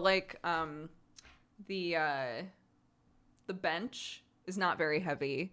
It was literally like Clark and I taking all of the mats that go down. We just, like, matted half of the car park, and then moving the bench is not super heavy. And then his weights, honestly, were not that bad either. The big bar was already on the ground, so I just kind of with my feet, like, moved it where I wanted it to be, and then unpacked all of the other weights and things. It was not that bad, and I figured, like, again, as sort of like a full-on, because Sam and I have talked before about how I have, like, way too many hobbies, like, too many things I'm interested in doing. Sam doesn't have any, really. His hobby used to be working out, exercising, right? Like that was like a nice thing that he could do away from the computer. And depending on like mentally where he's at, he either does more of that or none of that. So I was like, okay, if my gift overall is like, you know, trying to help him eat better when he's working in the middle of the night and trying to make it easier for him to like get back into this hobby that he knows he really likes, but, you know, is having trouble just like jump starting back into, what can I do? What are the things that I could do to try and help with that? So that was sort of my thinking was, okay, well, we just moved and all of this stuff is still boxed up. So what if it was already out? What if it was already set up, you know, that sort of stuff. Dodger said Sam's weights aren't heavy. Individually, no. Individually, they're manageable.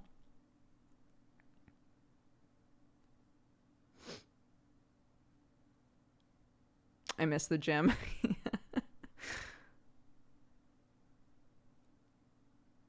Honestly, like, this wasn't the intention, but once we had it set up, I was like, this actually, I bet when it's like crisp outside, to go outside and work out a little bit in like kind of brisk weather and work up a sweat, I bet that feels amazing. Part of me was going, if I like woke up before Clark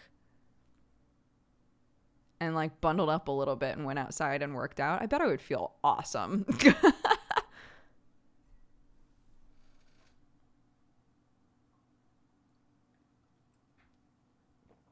Oh, what? Do I need to go watch Sam's last stream? Was he being just an absolute sweetie pie and I missed it? Oh.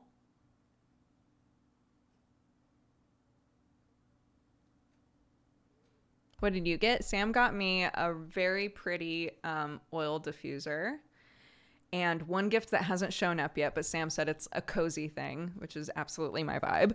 And then also, along with the oil diffuser, I would just like to say the caveat of I'm aware that some oils should not be used around cats, and I will be making sure that I only use the diffuser with oils that are okay to use in my house. Before somebody's like, just FYI. And he got me these really cute. It's so hard to describe. It was hard to describe the first time, and I'm still, with the second round, I'm still not sure if I can describe it properly, but they're basically like little wood houses with fences, and inside of the fences are 3 pots for herbs. And so I was saying to chat, like, they're already super cute, but I would love to like add to them and basically make them like fairy gardens, or like little, like add like grass around them and just like little details to, I don't know, just like make them more personal. So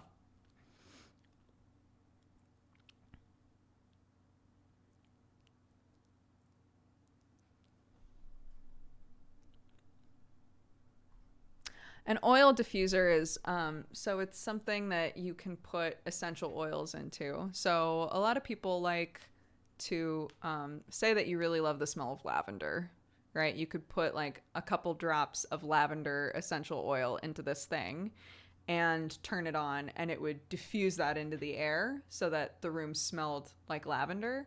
But again, some of these oil in the same sense as like these oils are made from plants. And when you're getting like flowers and things, say, there's some flowers and things you should not have in your house if you have certain animals because they can be toxic. In the same way, like you don't want to fill the air with an oil that is based off of a plant that could be toxic to them, right? So people with animals generally, before they use something like this, either need to make sure that they're using it in an area that their animals don't go, or that has like good air circulation, or that the animal is free to like leave, right? Or just research like which oils are okay to use around those animals. So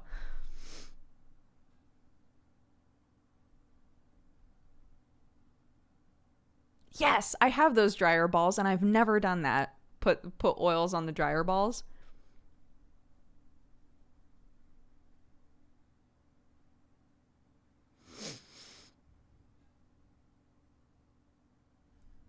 How's the finger? It's okay. I'm not going to show it again, though, because it was making a couple people feel ill.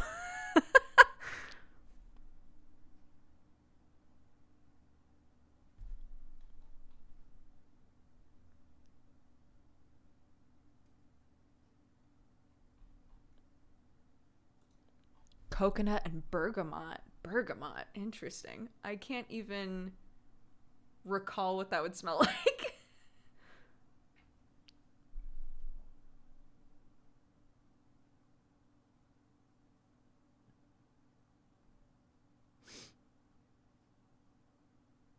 Oh, Earl Grey tea. Oh, somebody made in a video I was watching was talking about Earl Grey syrup that they made. It's basically just like a syrup with tea bags steeping in it, and I really want to try that. It seems like a really easy way to make like a tea latte. Right? Is like make a normal latte but add a tea syrup. Makes me want to try that. This jasmine tea lattes are one of my favorite things in the world. So I'm like, oh, if you could do that with Earl Grey, you should be able to do that with any tea, right? Could I make a jasmine tea syrup and then add that to a lot?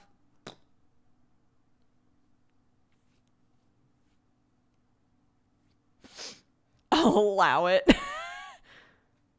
I do love oolong. I do love an oolong. Oolong is divisive, I feel. Some people really love oolong tea and some people do not. I really like oolong tea.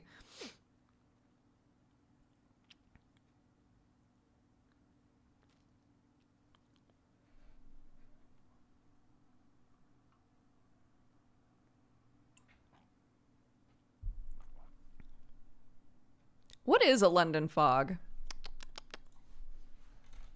I keep using that finger to type.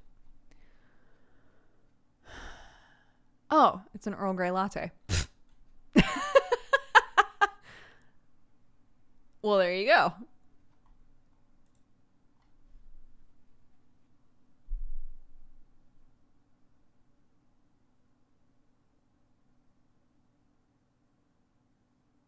What kind of milk do you use in your lattes? I've been really wanting to try oat milk. Oh, use it. Yeah. Oat milk tastes great in lattes. I've used oat milk. I've used almond. I mostly buy oat milk now. So yeah, I use that all the time. The thing is that like some milk alternatives aren't really gonna, if you try to like froth them, it doesn't work. Which is fine. It's not necessary. But if you're looking for that like frothy latte-iness, there are some that you can find that are basically like, this froths, right? If you're trying to froth with this, it'll work. But overall, a lot of milk alternatives are not going to give you that.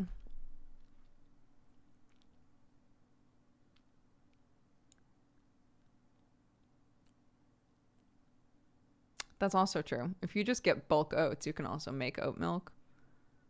Yeah. I've made oat milk before. I've made almond milk before.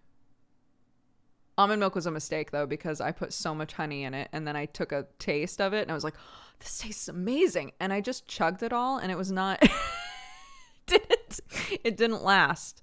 So there was no point to that.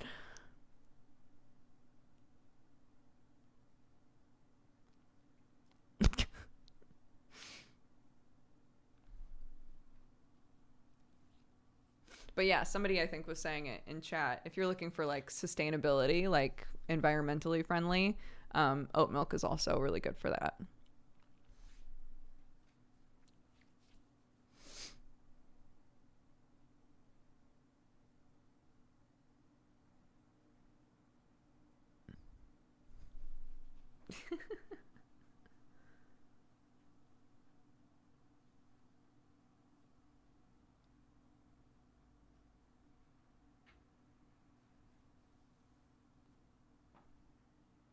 I recently switched to oat milk in an effort to cut back. More sugar, no regrets. Yeah, my dad had to cut back on a lot of like fats and sugars and things for his health. My parents are in their 70s, so he's been told to do these things for years and years and years, and is at the point now where he's like, I guess I really should do this stuff. I'm getting older, right?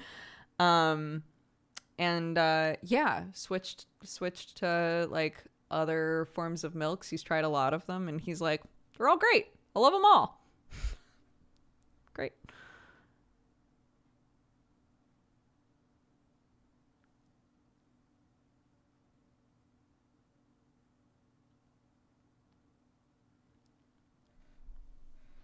Keep in mind also my dad will hyper focus on like trying to perfect certain things. So when I was younger, it was enchilada sauce. As an elderly gentleman now, he's really into making the perfect vanilla latte. He makes himself an iced vanilla latte every single day, maybe 2, maybe 3, depends on how the day is going. And he is constantly making an effort to improve it. And this has like taken an interesting turn now that he's being told like, maybe don't have milk, right? Maybe don't have dairy milk. Maybe use, sugar-free alternatives for your syrups, blah, blah, blah. So he's like been frantically adjusting things over the last couple of years. And I would love, because it's been a while since I've seen him now, I would love to know how he's making them currently. How is his sauce? Always delicious, but never good enough for him. It's like his spaghetti sauce. My dad's spaghetti is my favorite meal ever. I can eat so much of it. I adore it. It's like an all-day sauce that he makes. It's so good. He starts it off in the morning. It just cooks all day. I literally, as a kid, would just stand next to it and just smell it. Just be like, I want to eat it now. But without fail, every time we sit down to eat the spaghetti, my dad goes, it's all right.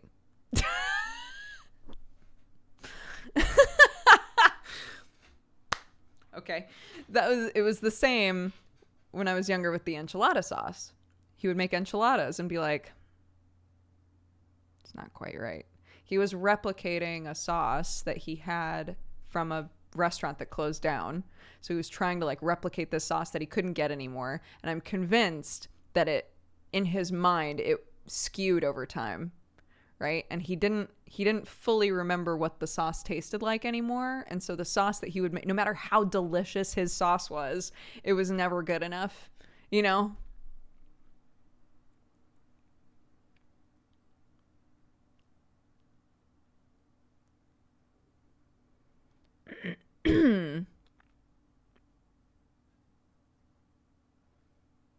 I do that all the time and it's infuriating. Yeah, something that I've tried to stop doing as much is if I've made something for the first time, actually not even the first time, if I've made something for the third or fourth time even, when we sit down to eat it, if I've taken a bite first, I feel the impulse to say what's wrong with it ahead of time. So that I don't know, to like mentally prepare Sam to take a bite of it. I don't know why. Why can't I just let him come to his own conclusion about it? I can't do it. Like I'll make something and be like, oh, it's a little dry. And he'll be like, oh, and he'll eat it and be like, it's fine. But I felt that like I had to, right? Like I'll take a bite and go, it's dry. I should let him know that it's dry before he takes a bite. So that he knows he's about to eat it. He'll know if he thinks it's dry or not, right? Like, what the fuck? Yeah, I'm trying to control the critique. That's a great way to put it. I am. It's like I need him to know that I am self-analyzing, right? Like I need him to know that I don't think that it's perfect. I'm the only person that consistently cooks. there's no need for me to justify how the thing that I made tastes. Right? If Sam suddenly feels the impulse to contribute in a meaningful way to the cooking process of the house, he is free to do that. But as long as I am the person who enjoys cooking and is trying to improve at cooking and consistently cooks, there's no need for me to justify how the thing tastes unless I think it tastes awful, right? But I have the impulse. But I have the impulse to do it anyway. Why? I don't know.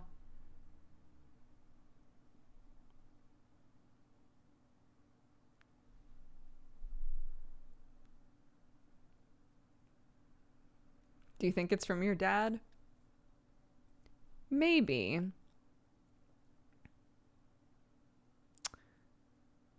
I don't know. I'm not sure where that stems from. It's definitely I've had to accept that I have a perfectionist issue. I don't like to think that I do because the way that I imagine perfectionism is nothing like me. But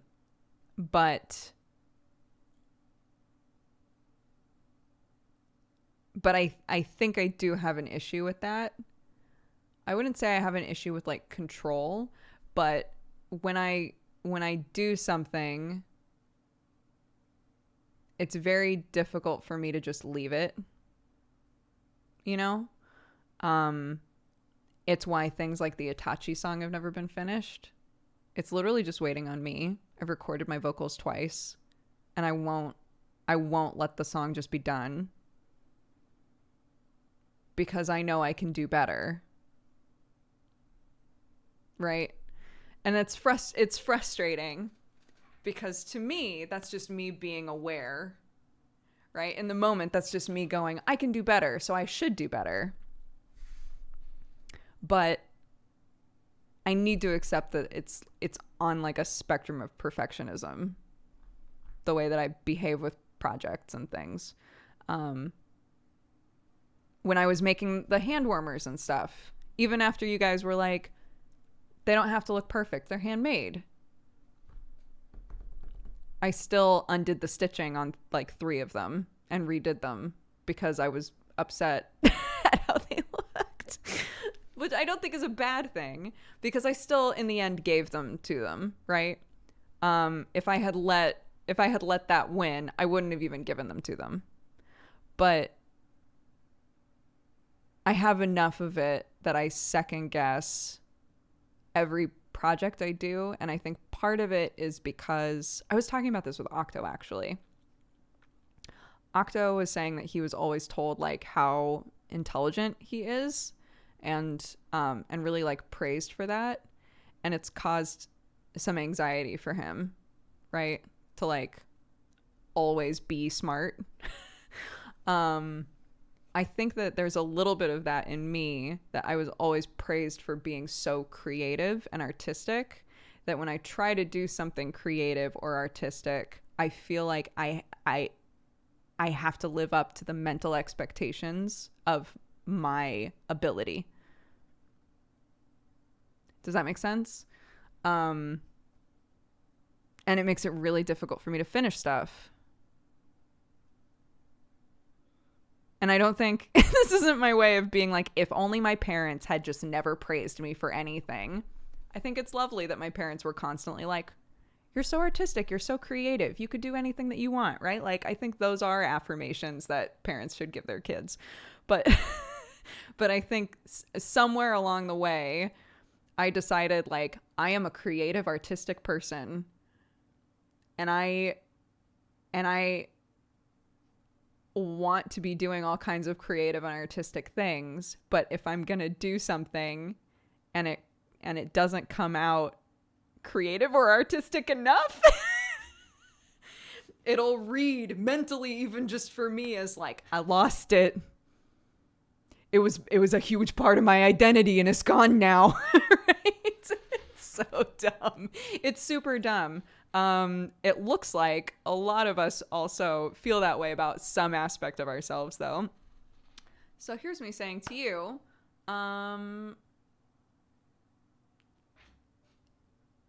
we can look, we're all fine. It's all fine.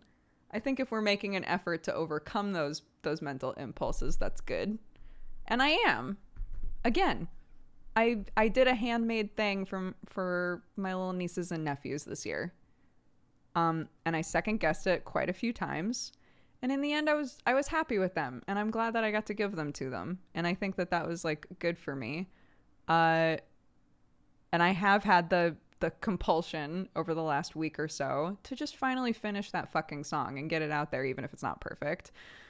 So I think maybe I'm going to make a list of all of the things that I keep putting off because I think I'm going to mess them up. I have a plan. Here's an example. We moved into this house, and Sam and I picked a spot where we think, this is like a little thing. We picked a spot where we think it would be nice to hang up clothes. And I was like, oh, you know what we should do is just get 2 2x4s or even 1x4s, like 2 pieces of wood, and cut them. It's like under the stairs, and cut them at an angle so that they fit perfectly under the stairs. Put one at adult height and one at kid height. And that way Clark can hang her own stuff, put hangers on them, right? We can hang our stuff. Clark can hang her stuff. When our little nieces and nephews come over, they can hang their stuff. And that'll be nice. It'll give us lots of space for both. And the idea of going and getting wood to do this extremely, extremely easy project. We're in tier 4. There's nowhere to get wood right now. But overall, you know what I'm saying. I'm like, oh, that means I have to go get wood. It's wood. It's wood. It's wood. It's the easiest fucking project I could choose for myself. So maybe anybody who wants to go on this journey with me, maybe 2021, whether we're still stuck inside or not, maybe 2021 can be about making little moves toward distancing ourselves from like having these things that we enjoy being so much part of our identity that we don't enjoy them as much anymore.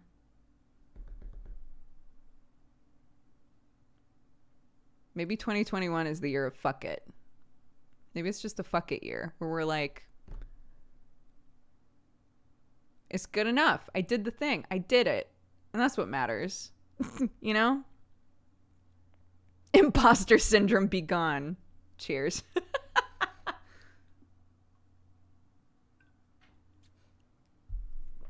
We are in lockdown in England. Yeah. OG tier 4 squad. Yeah. The area that I'm in is basically we can only leave to get groceries, which is fine.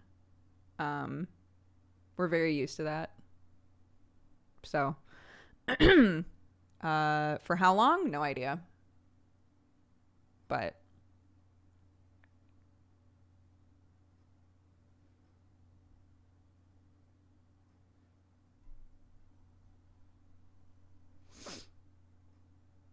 absolutely. Oh my God.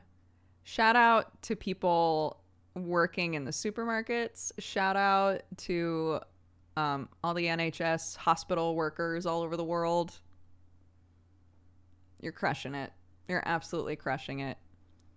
And I'm sure that it's so unbelievably difficult emotionally and mentally for you. But we appreciate it. We appreciate you so much.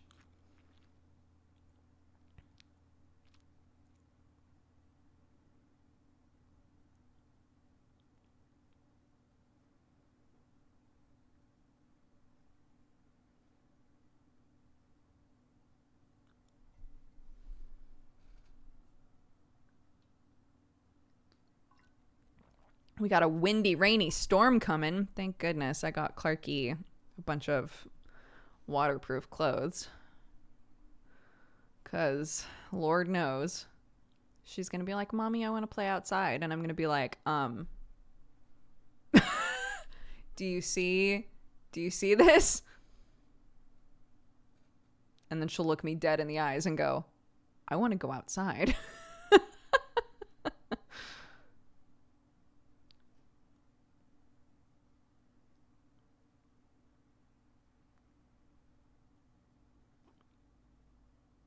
That desk chair looks comfy. It's nice until it's not. Do not recommend. I do not recommend this chair, but it is very aesthetic and it's very squishy. It just breaks a lot.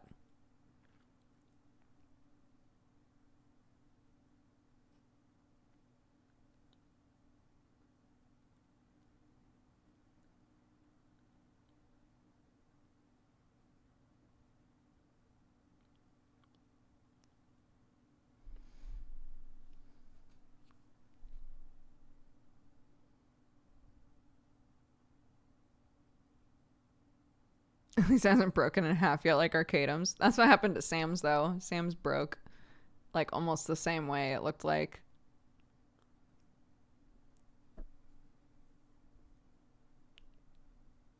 Yeah, my sister's whole family. So everybody in my sister's family works in ER. They all got their vaccines. So that's awesome. They're jazzed about that.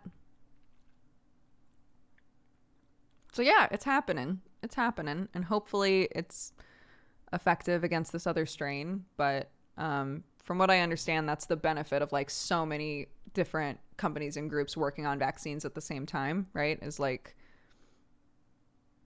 hopefully somebody will have made something that covers this new strain. I would like to also say I'm not an expert. I am not a sciencey person, a biology person. I am nothing. This is just from my understanding, from like talking to my sister and everybody else, is that there is a benefit to people continuing to work on this stuff. So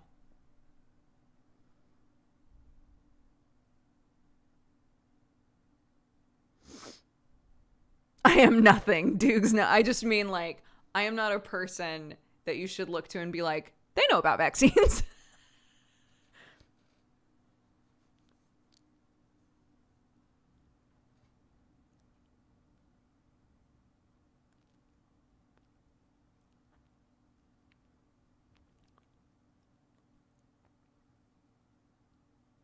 I only get medical information through Twitch streamers. Tobin's no.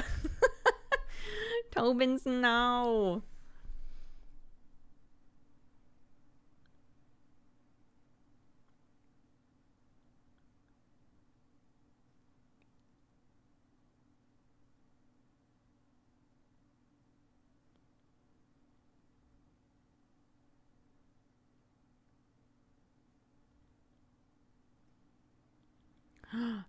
I do have the horrifying Sainsbury's fox. My mother-in-law got it for me.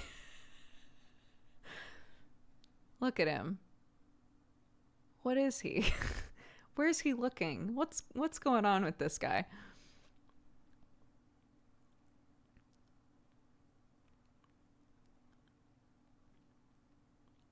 There's so many left, and the squirrels. Oh my gosh. I went because we realized we didn't have enough wrapping paper. I had like brown craft paper, so I was like, we can just use that. But I needed to get groceries anyway, so I was like, maybe I'll just go to Sainsbury's and see if they have wrapping paper. They did not. But they did have like 7 of those foxes left. There was like a tiny little space that was like, here's our Christmas stuff that's left. It was like those weird little boxes of sticker stars, and then the foxes. Great. Love him. So glad we could give one a home.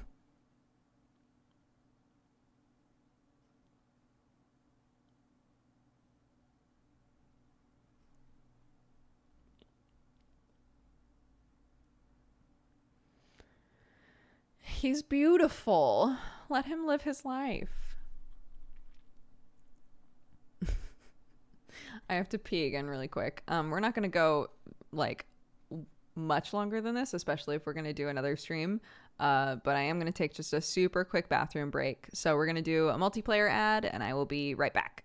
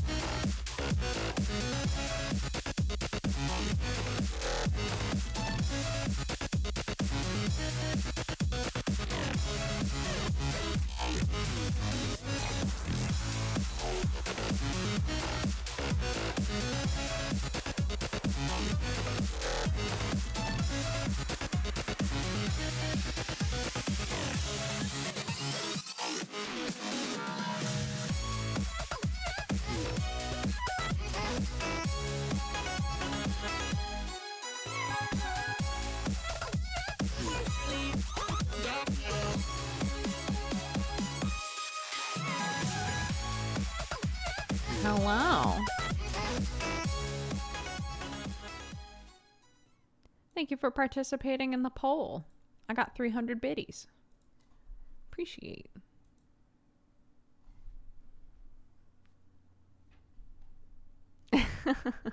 Holy shit, there's 2,700 of you guys in here. What's up? Happy Boxing Day, everybody. If you're normally not here, thank you for swinging by. Our community is lovely. I hope you've enjoyed the stream.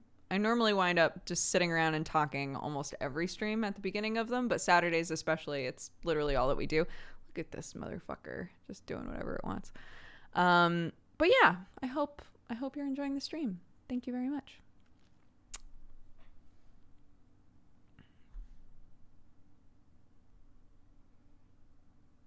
Dodger missing a whole hand. Yep. Spread the word.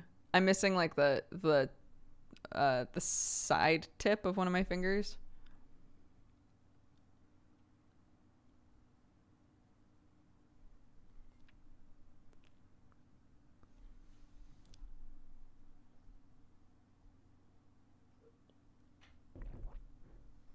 It is Saturday, yeah. Henry redeemed our cheers, and we haven't done it yet.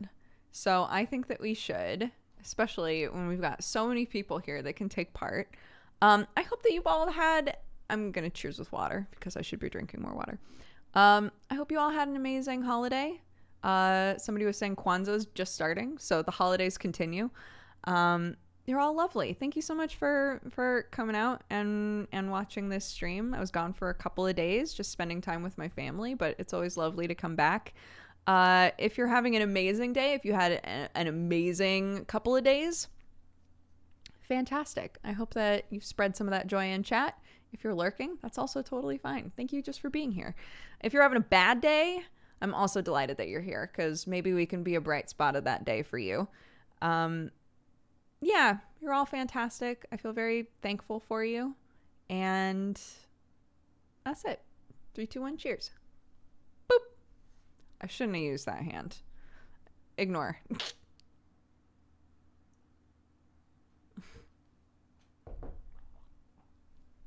Yeah, long story short, for those of you who are showing up now and being like, what the fuck happened to your finger? I don't want to make anybody feel ill again. So just really quickly, I was using a peeler. I peeled off a chunk of my finger. It's not huge. It stopped bleeding. It's fine. My finger might be like a little misshapen on the tip for the rest of my life, but that's okay. That's okay. It's part of life, right? I can be like, one day my grandkids or whatever will be like, what happened?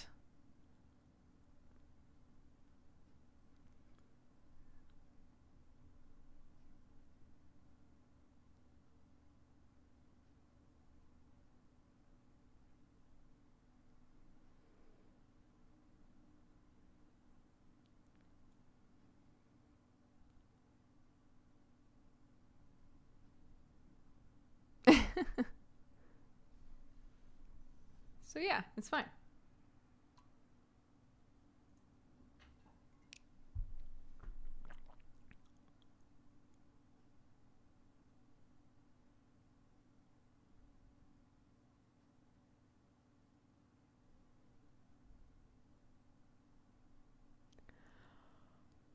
You know what I've gotten really good at is peeling apples with a knife. I've gotten really good at doing that. I should just learn how to do that with everything. I can't do it very fast with anything else, but I've gotten pretty good at apple peeling with just a knife.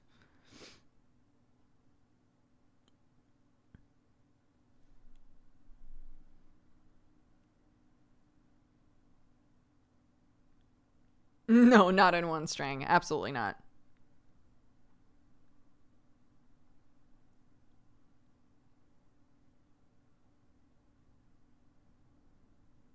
All I peel things with is a knife, to be honest. It's easier for me. Yeah, when I went to Ukraine, everybody was just like, knives are quicker. Knives are way easier. And I was like, I guess if your whole life you've been doing... My Nana, my grandma on my dad's side, my Nana refused to use peelers. She only used knives. But again, like, that's the only way that she ever did it. So to her, it was way quicker to just use a knife.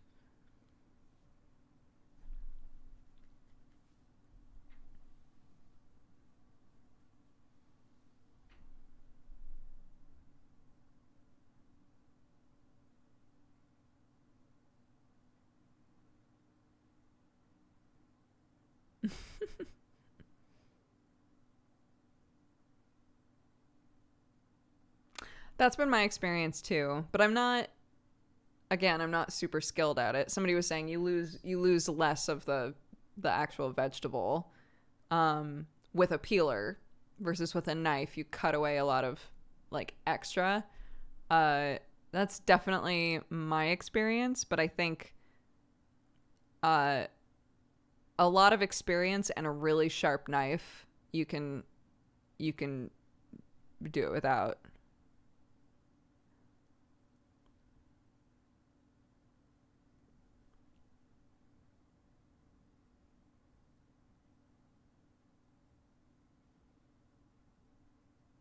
I've never even seen a peeler.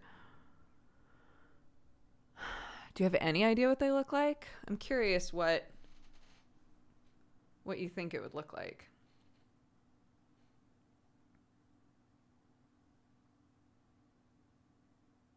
I only peel with a lightsaber. Yes, good. Do you play any games? No, I hate them. I do play games, yes.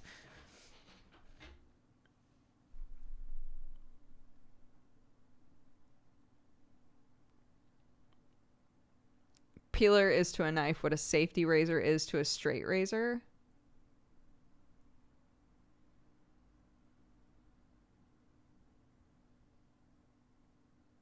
Aren't safety razors... What? I don't know that I agree with that.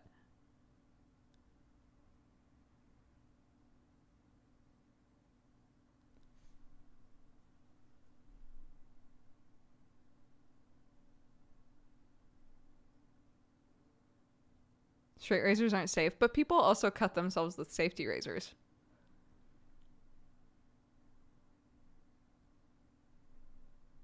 Like a Venus razor, right, is more safe than a safety razor is more safe than a straight razor.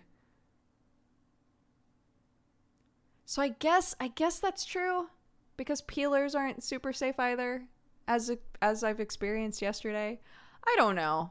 I have no idea. Astra, thank you so much for the gifted subs. Thank you so much. Welcome to the Cat Gang, guys. If you were gifted a sub by Astra, please take the time to say thank you.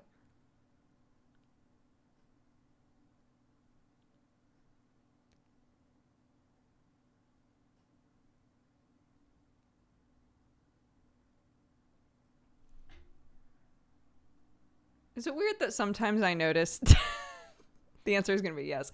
Is it weird that sometimes I notice when you guys change the color of your name?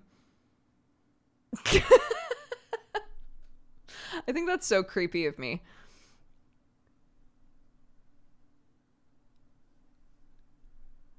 Yeah, you can do... Oh my gosh, yes, absolutely. You can go down to the little gear in the bottom right of your chat, and it'll say chat settings when you hover over it. You can click on that.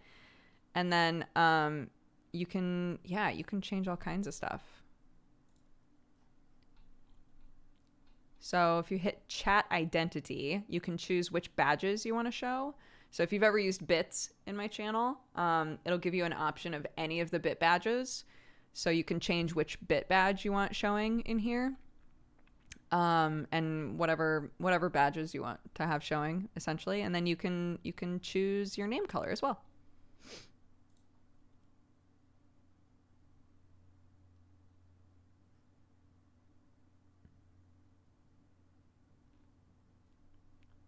So say if, you have the thumbs up badge and the rainbow badge, and you want one more than the other, then you could swap them, like that kind of a thing.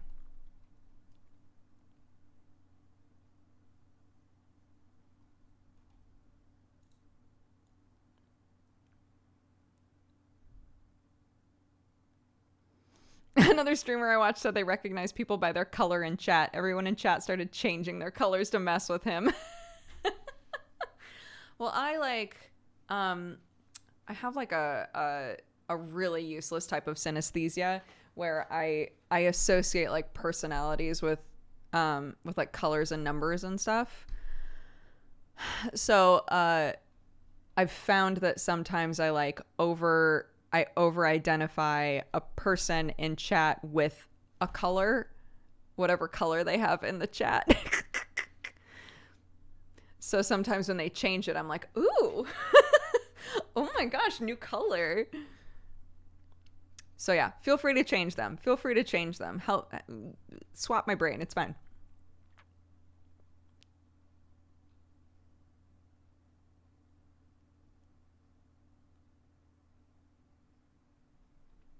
New Jericho, thank you very much for the gifted subs. If you were gifted a sub by New Jericho or by anybody else today, we've had tons of gifted subs in chat today.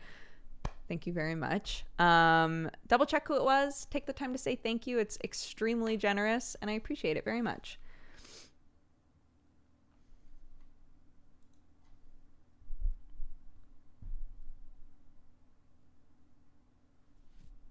What's my favorite color? Orange. Orange is my favorite color.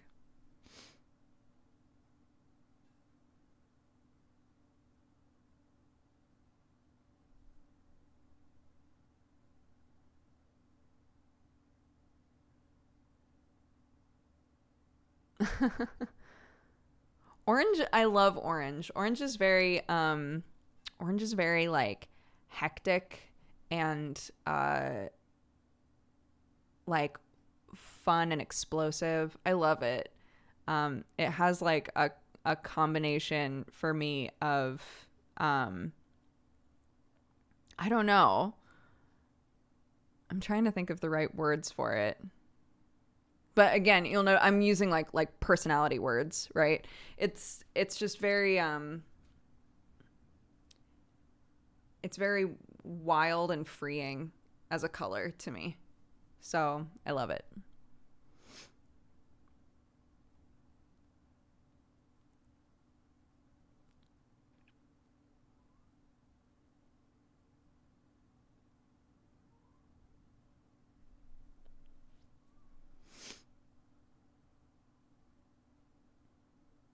Clark is really we joke sometimes because Sam's favorite color is red and my favorite color is orange, and Clark is really drawn to yellow. I'm like, oh, we're fire. All of us together, we're fire.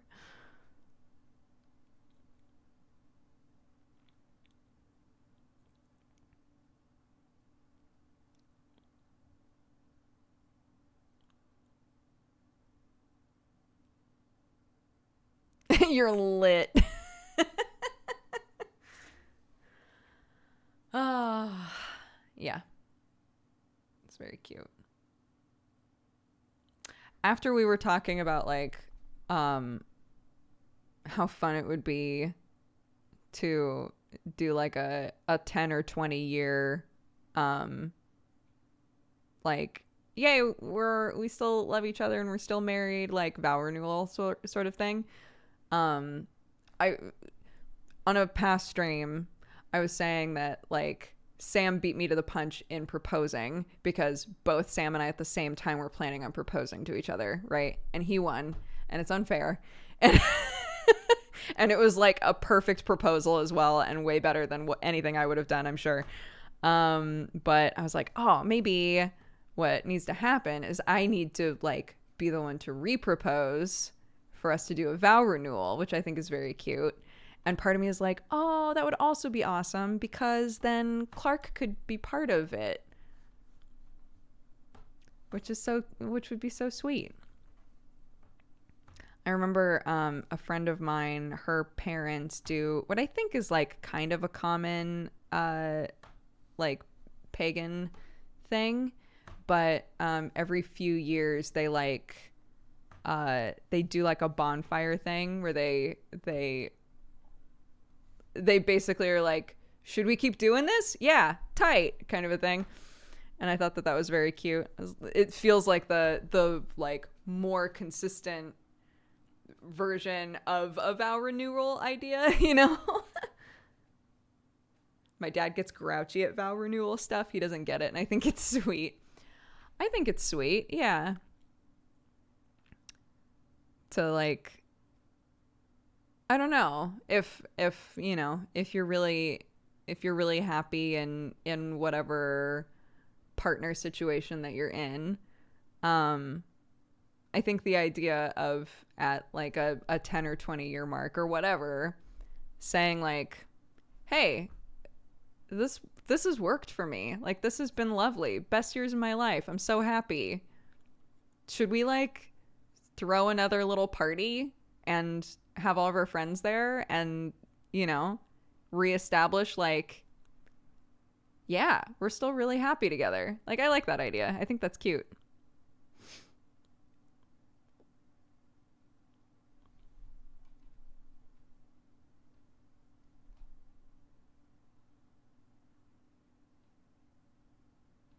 It's called hand fasting. Hold up. Oh, fuck. God damn. Typing sucks.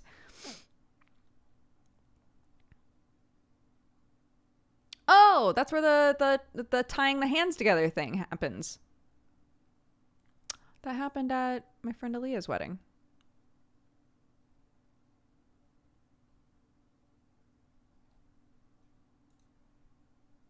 Their wedding was tight, dude. That was such a cool wedding.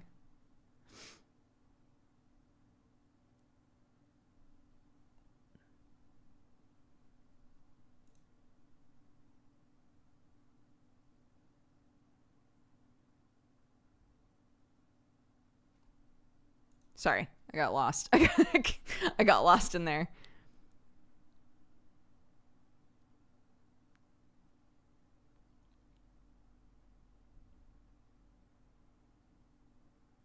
Hope you had a Merry Christmas. I hope your finger's okay. It's all right. It's totally fine at this point.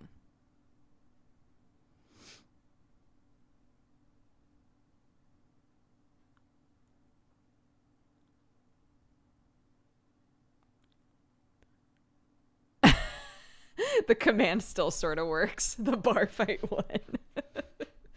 I forgot about that. Oh, yeah. I should get rid of that.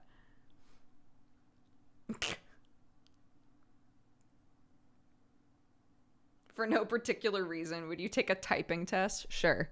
I'll take a typing test right now. This is a terrible idea. 1 minute typing test. Sure. Start the test. Oh my god. This is gonna hurt so bad.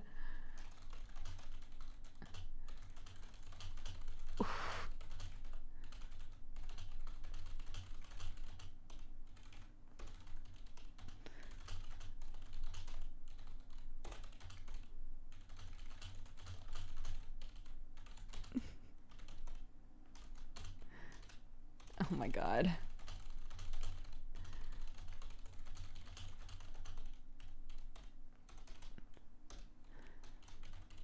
Bamboo is a very sustainable material, as it is one of the world's fastest growing plants. They grow about 35 inches a day and even faster in warmer temperatures. You can divide a pie, it's actually getting easier, into eight equal pieces using test complete. My average speed was 72 words per minute. Ooh, that's smart. That was a terrible idea. But my accuracy was 96%, so I'll take that.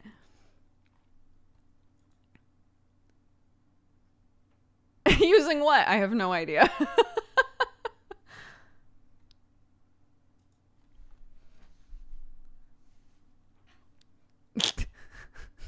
It'll start hurting in a second here.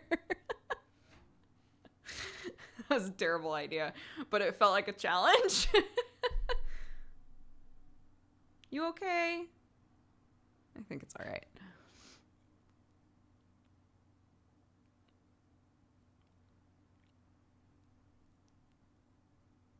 We're a bad influence. I made the choice to do that, guys. Don't feel bad. How fast are you normally? On typing tests, I tend to do really badly. I shouldn't say really badly. There's nothing to sniff at with like 70 words per minute even is like plenty fast. I would say that generally in my day-to-day life, I hover around 80, 90. My mom used to type 100 and something, but she was a court reporter. So I know what it sounds like when someone types super duper fast. And it's not the same as me. But on the typing tests, I tend to hit around 80.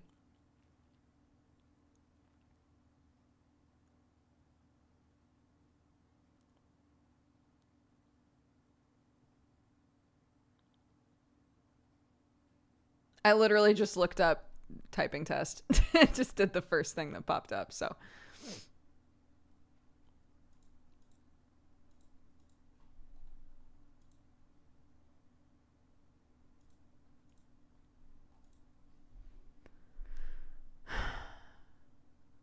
Court reporters are legit. Proceedings are so hectic. Yeah, we've talked a few times about my mom and my auntie, but they both know shorthand. My auntie still uses it like almost every day, I guess.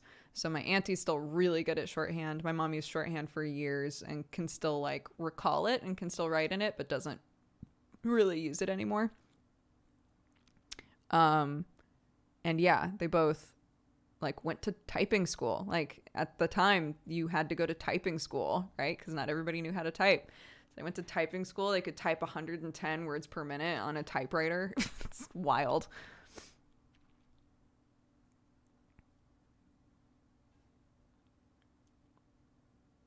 But yeah.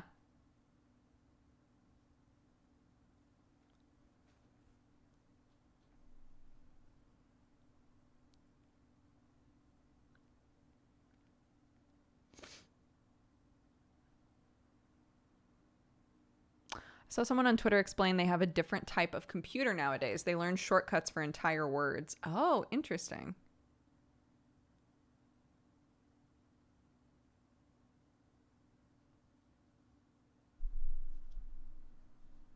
What's the difference? I don't know if you've ever typed on a typewriter.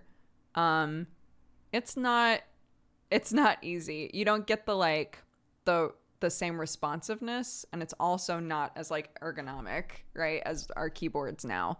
Typing on a typewriter is a workout.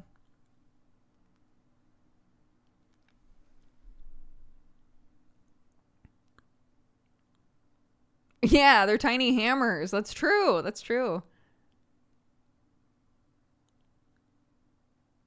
Hi, Bunny. Yeah, everything was all right.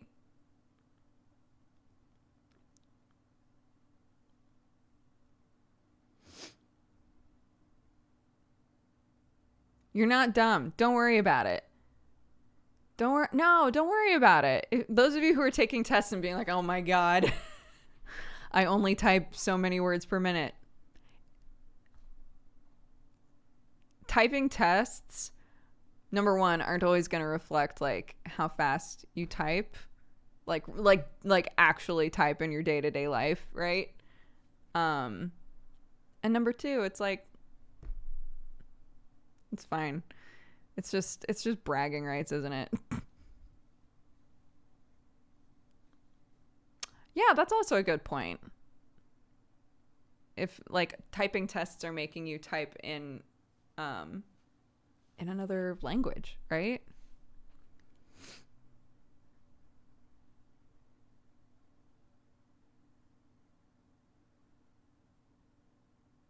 It's faster to type something I deliberately think to type versus something I'm reading. Absolutely. 100%.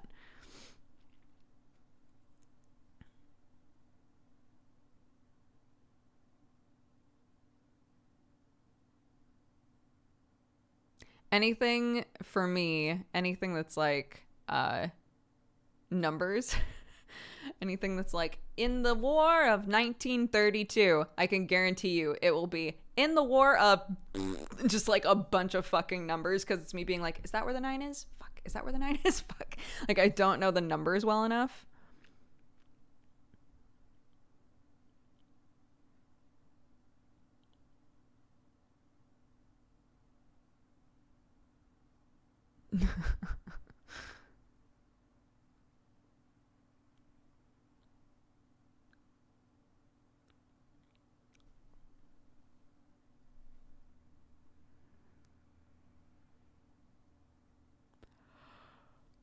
Oh.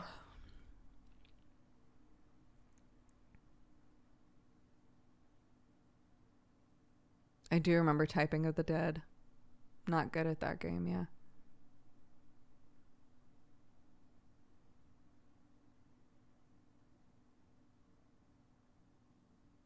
Yeah, a couple of times now, especially like earlier on, maybe like 9 or 8 years ago or something like that. I would occasionally come across people who are like, hey, we're looking for, fast typists to transcribe stuff. And that always, for some reason, sounded so fun to me. But I bet when you're actually doing it, it's just an absolute slog.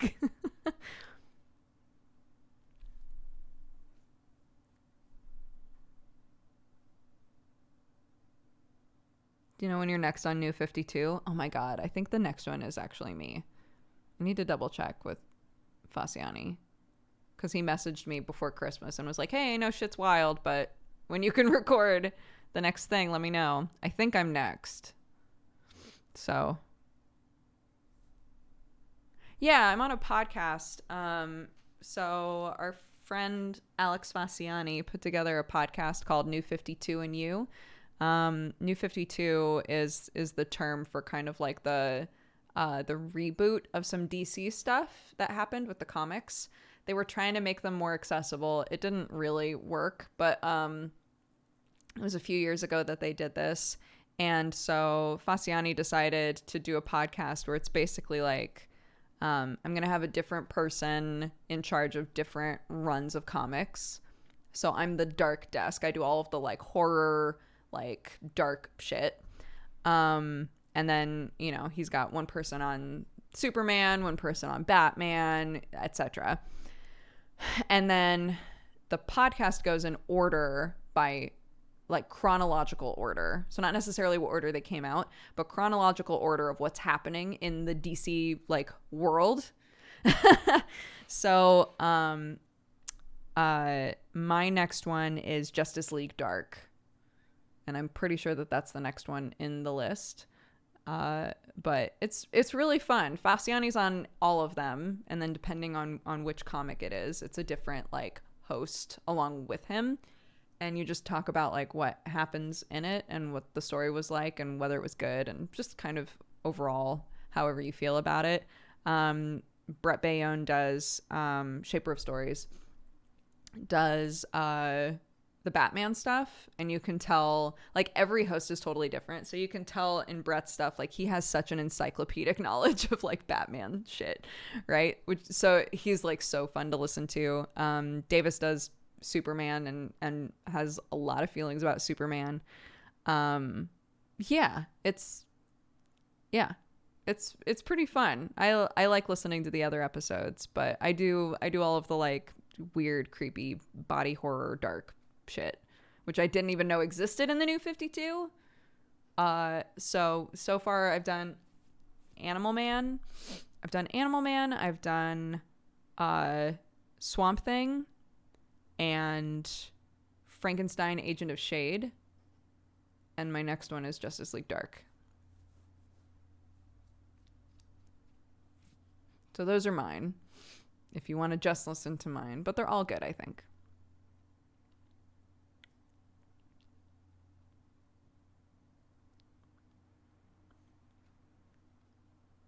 I should update the car command because we actually have a car now.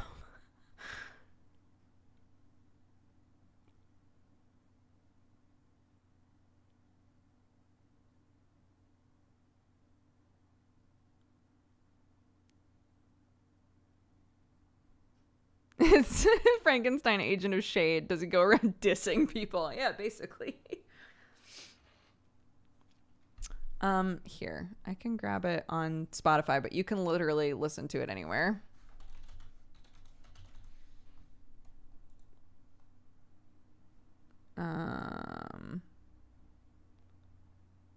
Copy.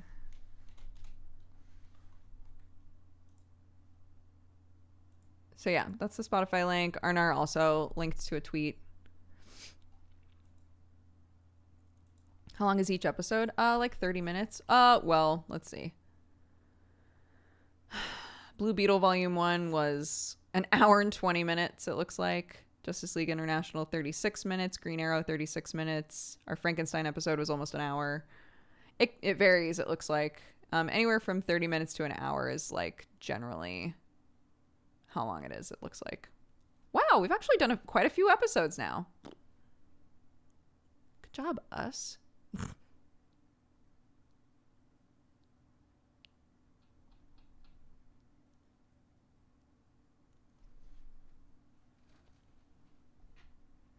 Another great podcast. Alex is part of his Chilluminati. That's true. And Star Wars New Canon Book Club. When we were watching the first episode of Mandalorian season 2, every time no, when we were finishing Mandalorian season 1, how can I talk about this without spoiling stuff? I'm gonna spoiler finger. As long as my finger is up, please mute if you don't want to know things about Mandalorian season 1. It's like not super spoilery, but just in case. And if you see that my finger is down, you can unmute. And don't talk about it in chat. Okay, so every time a different type of stormtrooper showed up, Sam was like, oh, it's this type. Oh, it's one of those. Oh, it's one of these. And I was like, oh, I love that you know what all of them are. And he was like, yeah, I love Star Wars. I grew up on Star Wars, which I forget sometimes. But that's basically the whole spoiler. So finger down. Anyway, it got us onto talking about the fact that Sam knows a lot about Star Wars. And he was like, yeah, I don't know that a lot of our friends like really know how into it. I at least used to be. Like Jesse knows, I guess, because I'm on his show and I on the Star Wars like TTRPG show that Jesse does. So he knows that I have like some knowledge there, but he was like, we've literally got friends that do a book club podcast on Star Wars stuff, and I don't know that all of those friends are aware that I'm as into it as I am, or at least used to be. And I was like, oh, I listened to that podcast. And he was like, you do? And I was like, yeah, I do. He was like, don't you need to read the books to enjoy that podcast? And I was like, nope. No, you do not. Nope. It is quality entertainment, and I do not read those books.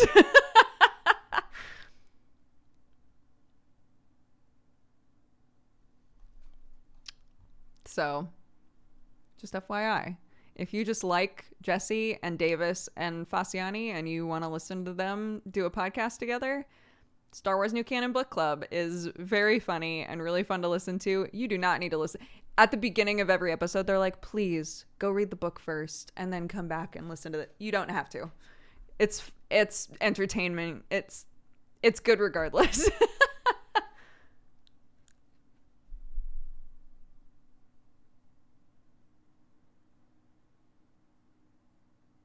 No, I don't think I will. I'm about to change my life. No, I will not be doing that.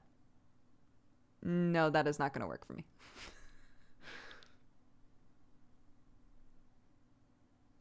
Davis is an angry national treasure. He is.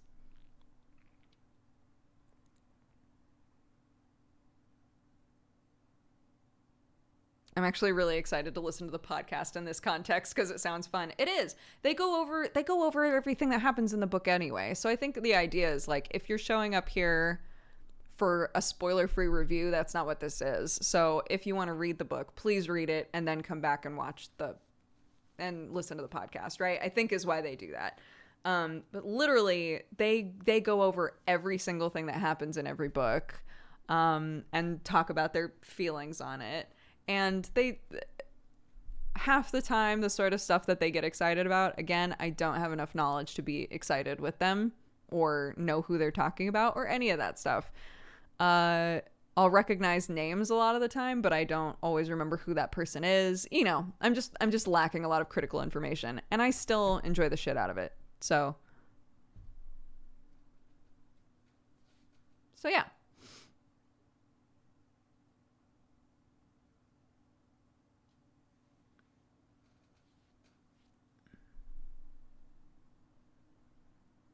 I'm there for the ride. Exactly. I think part of it is just I just like listening to, I don't mean for this to sound like depressing at all. I don't think that it is depressing. But I enjoy having a way to listen to some of my friends just hang out and talk about stuff. You know, that's one of the benefits of so many people that I know and that I miss, like having podcasts and doing streams and things, is I can have moments where I'm like, oh, I really miss this person, and I can listen to a podcast they're on, or I can watch their stream or whatever. So part of 100% part of the reason that I really enjoy Star Wars New Canon is because it's 3 friends that I remember sitting around listening to them talking in the same way, just not on a podcast. So there's something like really heartwarming and sweet about being able to just like turn something on and listen to them talk, even if I don't get it, you know?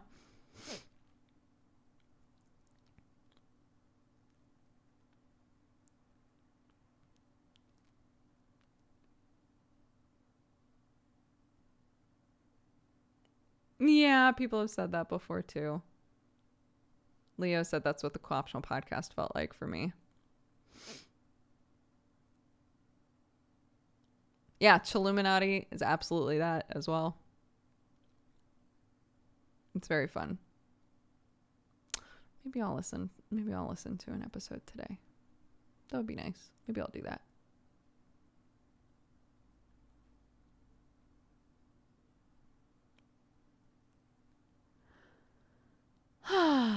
All right. It's past 4, so I should wrap up. I'm going to do an extra stream tonight and take a look at Omori and start that, which should be super fun. So if you would like to tune into that, that'll probably be 9 p.m. my time, which is in 5 hours. So yes, I did just count on my fingers. Arnar, thank you so much for the gifted subs. Thank you. Thank you. If you were gifted a sub by Arnar just now, please take the time to say thank you. Very sweet. Thank you, guys. Lots of gifted subs today. I appreciate it. We've got a bunch of Valentines. Razagan says, I wish all the people and Eldritch Horrors great holidays, and that you will make great memories no matter how 2021 is. Midwinter Lily says, to Tyrion Dexbonus and the Super Cousin Chill Times, it is a valued chill time. Oh, thank you. Grimhawk says, chat, this one is for you. Norderneer says, I'm sending a Valentine to all the Puritos. Thanks for the awesome community and nice vibes throughout this shitty year. Have a nice holiday, Yule, solstice, end of year, and a shift transition on New Year's Eve. Big hugs and thanks to the mods. Lepa says, love to everyone in chat. I hope y'all had a good Christmas. If you don't celebrate, I hope you had a nice chill week, and I hope your finger heals quickly. Thank you. Eins says, this is for my best friend who knew I've been suffering from bad night terrors for a few months now, and they gifted me a dream catcher that they made. I almost broke down for how thoughtful it was. That's right, we read that earlier. It's very sweet. Weird Uncle Jay says, happy Boxing Day.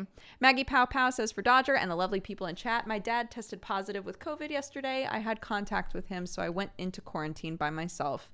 I've never been by myself during the holidays. I'm grateful that it's a DOOGER stream day, and I love you all. You make me feel less lonely. Oh, Maggie, I'm sorry. I hope that you wind up fine. I'm very sorry about that. Eisner Guy says, happy holidays, Dexbonus in chat. Thank you for being super wholesome. Anime Hero says, happy Saturday, everybody. I wanted to say I hope you all had a lovely holiday. Thank you for all that you do, Dodger, as an amazing person, parent, and streamer. Thank you. I hope your finger's okay. It's going to be fine. And I know 2021 is going to be a success for you and your lovely family. Thank you. Lamia says, this is a Valentine for this community. You guys are awesome and incredibly sweet. Thank you to the mods for keeping us in check and making this a nice place. Thank you to the people gifting subs. It's incredibly generous. And to the people reminding us to drink and those sending sweet messages of love. All of you in chat and to Dodger for creating a space and giving us so many hours of enjoyable time. I hope you all had a nice holiday. Thank you, Lamia. Also, I saw that, speaking of misdemeanor, I saw that Brett is going to use your art of Nicholas as the official art for Nicholas, which is so cool. That's awesome. Karen says, first time doing one of these, but I hope you all have a Merry Christmas and a Happy New Year. Hope over there says, I've recently gotten into comics when I wanted to support my local comic and game shop when lockdown first started. Remember to support your local comic shops. I keep looking for a comic shop that's near me and I cannot find one. And I don't know if I need to look for something different. I'm not sure. Like if it's called, I don't think it would be called anything other than a comic book shop here, but I don't know. Lobster says, I got here just in time for the stream to end. I'm going to hurry and drop all this positive energy that I prepared. Wonderful. Thank you guys. Sonic Advance, LWF, and Little Hamlet, thank you very much for reminding people to hydrate, to take their pills, to stretch, to do all of those important things. And we have some subscriptions to do. So buckle up, non-subs. It's happening. It's very hard to find local comic book shops in the UK. I mean, they don't do super well in America either, but I feel like there are a decent number of them. There definitely wasn't one where I grew up. Like rural areas definitely don't have them really, but once it's safer to go into London and stuff, maybe I'll find one in London that I can easily get to from the train station or something. I don't know. We'll see. Okay. Oh, adorable. Sometimes, I know this is, again, this is like a weird thing to say maybe, but like when I find out that two names that I recognize are either like partners or roommates, significant others, like whatever, I'm always like, what? Living of Stories says, I would like to gift a sub to my boyfriend, Miko Edit. I'm like, I know both those names. Anyways, there you go. Miko Edit, welcome to the Cat Gang. Knit Nutter says, I've been hoarding points for months and it's time to declutter. Get rid of them and give someone a Christmas sub. Wonderful. I'm assuming this is for a rando. Knit Nutter, you can feel free to tell me yes or no if that's true. So I will wait just to double check with that until you're able to respond in chat.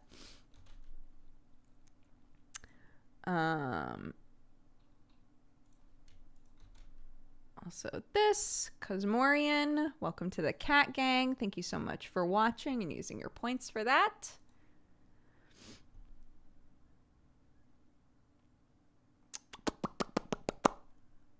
I can't read chat while the window is up, unfortunately. Okay, let's see. Lavender Breeze, Merry Christmas to a random person in chat. Wonderful. Let's see. We have so many subs in chat. Wild. Pew Zap Die. Welcome to the Cat Gang. Bam. Bam. That is from Lavender Breeze. Welcome, welcome. Enjoy your month with us.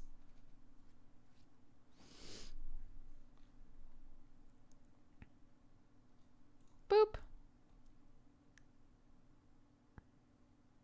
Let's see.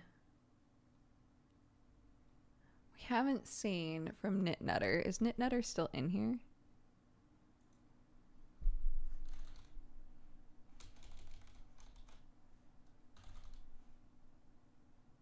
Nope. They're not in here anymore. I'm going to wait on that one because I just want to double check that they didn't mean to send it to a specific person. So PZN says a gift to somebody who hasn't been subbed before. So if you have never had a subscription here, please be honest. If you have never had a subscription here, say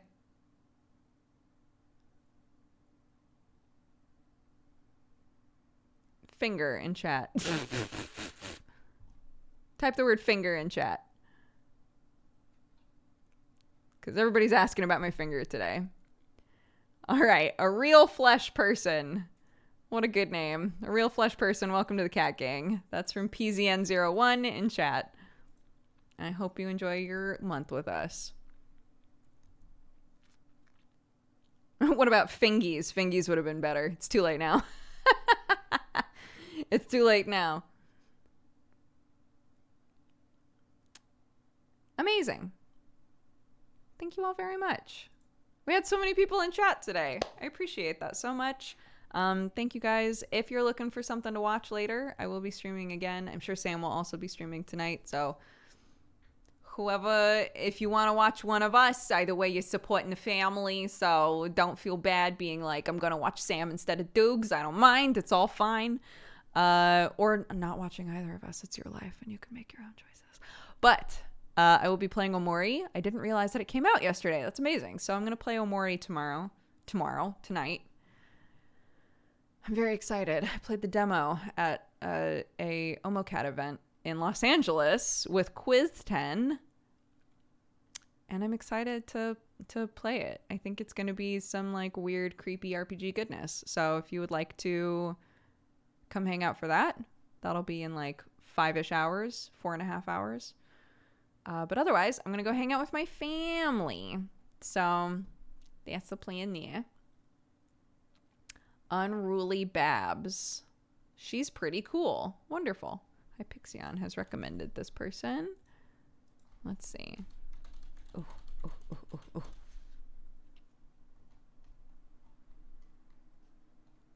Looks like they are still live. Playing Apex. Oh my gosh, I haven't seen somebody play Apex in forever. Let's read the activity feed and then I will chuck you over there. Thank you guys. That was very fun. Ash Fair, thank you for the 6 months. Bad Francis for the 41. Leo Windrider for the 16. Einstol for the 34. Jenko Thestral, thank you for the 2 years. Happy anniversary. Fanciest Fish for the 2. Curio for the 7. Alfreya Ilva, thank you for the 27. Ogle for the 37. Avi, thank you so much for the huge gift bomb. I appreciate that very much. Mr. GameCube, thank you very much for subscribing. Welcome to the Cat Gang. Arcadum, thank you for the 9 months. Would it be really awkward to gift a bunch of subs right now? I can't believe he showed up, resubbed, gifted subs, and then just left. Unreal. But Arcadum gifted a bunch of subs as well. Thank you, bud, if you ever see this. Tibelius, thank you for the 42. Willwall for the 4 years. Happy anniversary. Smicharuski, thank you very much for subscribing. Welcome to the Cat Gang. Sir Chunks, thank you for the gifted subs. Warbling member for the 60 months. Happy 5 years. Thank you. Public Goat, thank you for the 14. Asaniella for the 4. Copper Boom for the 25. Silent Irony, thank you for the gifted sub. Wigwarm for the 3. Lemmy EXE for the 64. Avi for another gifted sub. Jade Raven Arts for the 28. Nachos for the 44. Dart UK for the 13. Maddie MS for the 38. Nadriachi for the 54.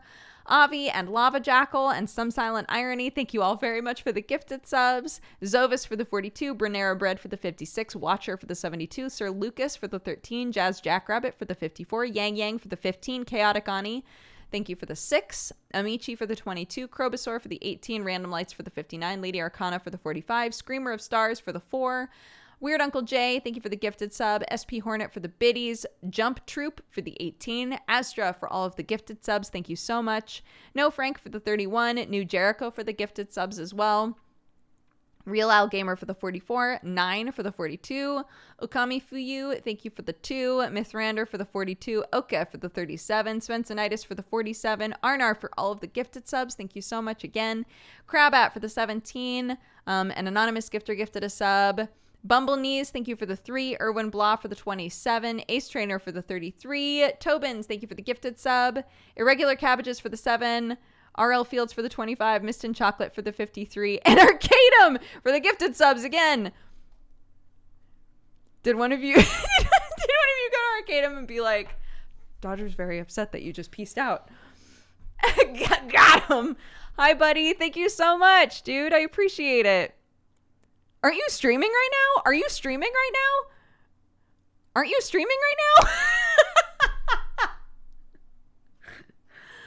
Thank you, bud. I can do what I want. You can. You know what? You can. That's true. I could go to your stream and I could also gift 20 subs. What you think about that? What you think of which Hold on, it's taking me longer because my finger's busted. What you think about that shit?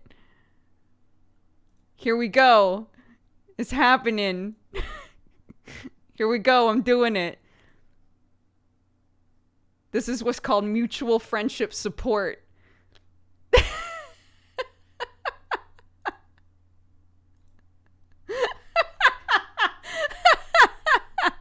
There it is. Done.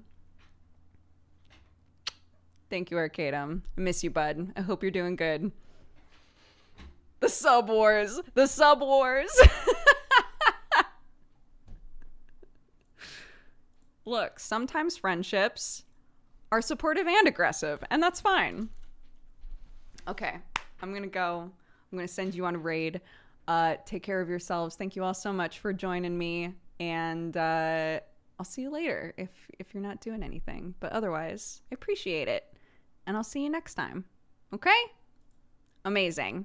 Thank you guys so much. I'm gonna go chill with my family. Bye-bye.